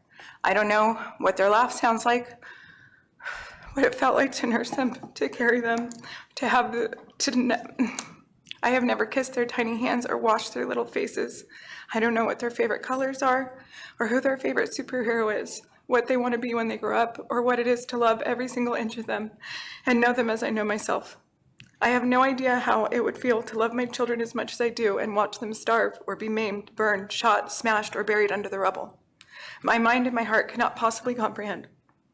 And week after week, I've come in here with facts, numbers, statistics, polls, and stories, hoping something I say will touch your humanity, because to me, this feels like it would be the easiest decision of my life, to condemn genocide, denounce racism, demand our politicians stop using our tax dollars to drop bombs on babies. And for having these views in this community, I've been harassed, threatened, assaulted. I've had phones shoved in my face, threats of doxing. I've been called a terrorist, harassed online, told that I'm anti-Semitic, that I support rapists, and that by asking for a ceasefire, I'm spreading Jew hatred in our community. I have never felt unsafe in this community until now, simply wanting for the killing to stop. You said that you don't believe that it is the job of City Council to speak on global issues, and that is such an easy cop-out. You are human beings, you are citizens of the United States, elected officials who are supposed to be representing your constituents. So please represent us. For 7 months, we have asked you repeatedly to speak on our behalf. The divide in this community is escalating. The wrong people are feeling emboldened and becoming more aggressive, and it has become unsafe for us. Put a ceasefire resolution on the agenda. Thank you. Thank you, Liz. My name is Don Fraser, and I've spoke before asking for a resolution for a ceasefire.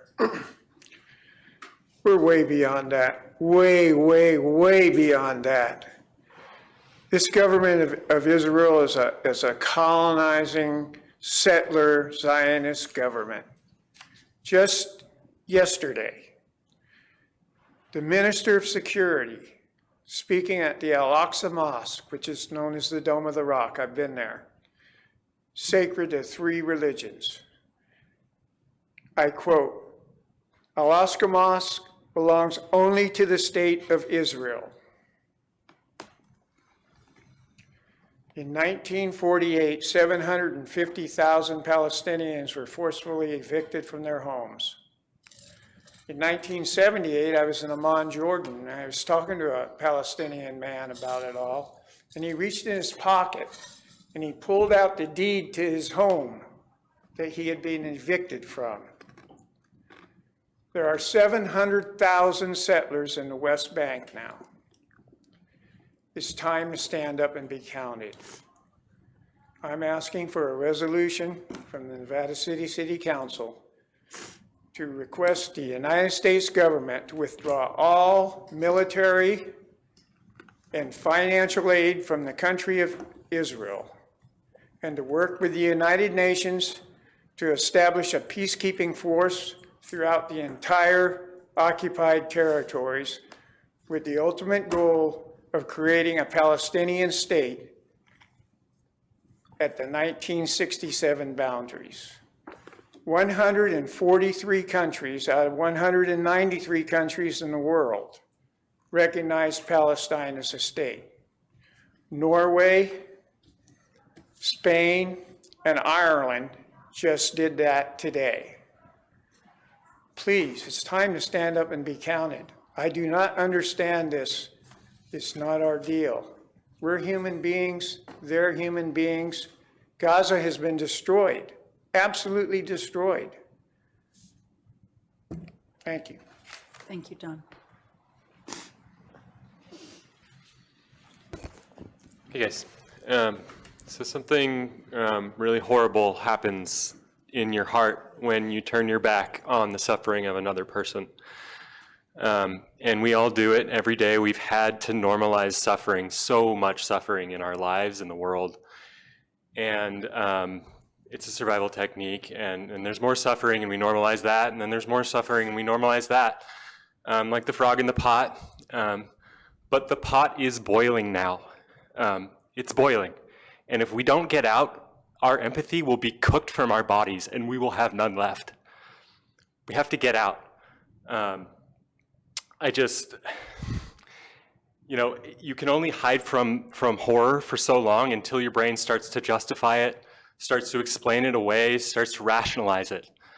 And if we pretend like this is out of our hands and beyond our capability to understand and deal with or cope with or even see because we can't handle it, if enough of us do that, we will be out of options. There will be two options, actually. There will be, you can be an inmate in the concentration camp or you can help them run it. I'm not being hyperbolic. That is the direction we're headed in. And if, I know what choice I'll make in that situation.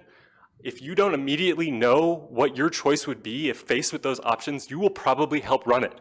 It's actually not that hard for people to make that leap. There's no belief system and there's no ideology in the world that is more important than how you treat other people. Whatever you believe in, it doesn't matter if this is the new normal. I think, open your heart to feeling what other people are going through. It's better over here where you're feeling it. It hurts, it sucks, it's painful, but there's more meaning, there's more purpose, there's more reality. We can't hide forever from it. It's coming for us. We face so many existential threats as a people. And we're out of time. We have to be so much more than we've been. Like, we are out of time for this. If we can't do something much different, you're in the camp where you're running it. I'm sorry, that's where we're at. Resistance is life now. You have to get to the new reality. If you can't resist with love and compassion and feeling, then you can run the camp and I'll see you there and I'll wave from behind the fence and I'll go, you remember me? That talk we had? Thanks, Zach. Shirley Osgood here. I live in Nevada County. Can you hear me? Yes. I was here about 7 months ago, and I haven't been back because I always have a conflict on Wednesday night, and I didn't plan a speech. But I think the last time I was here, I talked about, similar to what Zach brought up tonight, in Germany in the 30s and 40s, and when we were doing not we, but Germany was doing the concentration camps, it wasn't like people had cell phones and you saw everything that was going on. So the little village that was 5 kilometers down the road, maybe they had an inkling of what was going on, or maybe they knew. and maybe they were scared to do anything about it. But we can see in live time what is happening. We have no excuse to not do whatever drastic motion we can do. I'm sorry that I'm only coming here. This isn't the only thing I'm doing. I mean, I'm doing other things. But yes, it's different. It's not city business, but as I believe Gary mentioned, he's delighted to see community involvement. There have been many, many people in here and many, many people at the Grass Valley City Council begging and begging and begging. That is community involvement too, not just where are you going to put the courthouse. I mean, and I'm sorry, but maybe only 100 and some cities have written in so far with their resolution. What if 1,000 had written in? What if 100,000 had written in? There does come a point where it is important and it does make a difference.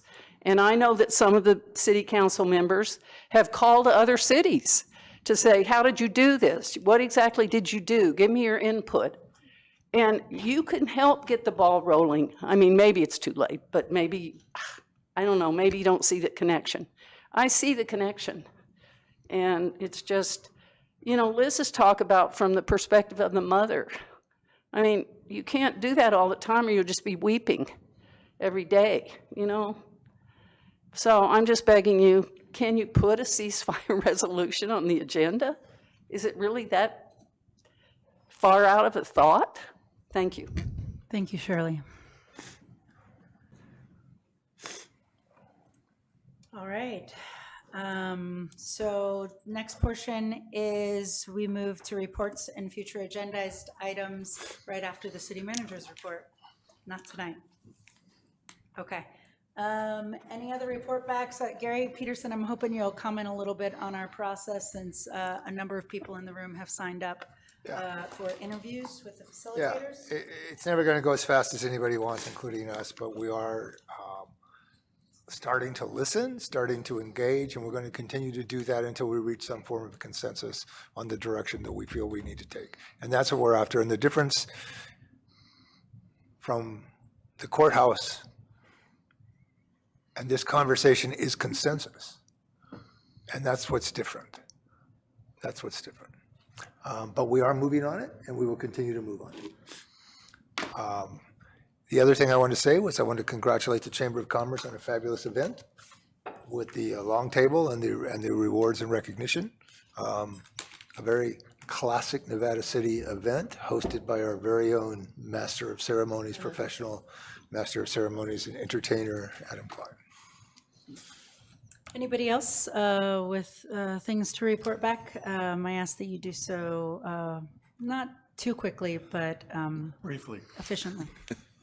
At the NTSC meeting last week, a group of high school students presented ideas of free passes, free bus passes for high school students. I think that's a good idea, and so did most of the commission members present. At the Fire Safety Advisory Committee, we have upcoming events, as was already mentioned, at Siemens Lodge on the 13th and 20th. The 13th is a kickoff. The 20th is when we start working on the CWPP with community input. Nancy Weber will be resigning from the Fire Safety Advisory Committee, and we will miss her. And lastly, those folks asked me to ask the city, what are we doing to help implement this plan? Now that the planning is done, are we looking for funds to actually do this stuff on the ground? So I'm asking that question. Right in, please. I have nothing new to report. I appreciated Gary giving an update on the consensus building and so forth. And if that can become a regular feature of your comment, I think I'd appreciate it. And so would some folks. Be happy to do that. Yeah. Thanks, Gary. I have a no, I got nothing. I just want to announce that on June 1st, we will be raising the pride flag atop City Hall for the 4th year in a row. Super proud of that seemingly small gesture. That is a Saturday. It is at 2 p.m. Please come out and support LGBTQ+ community. We will have some special guests performing and hope to see you there. With that, I'm looking for a motion and a second to adjourn. Please adjourn. Second. All those in favor? Aye. Great. This meeting's adjourned. Thank you all. Thanks.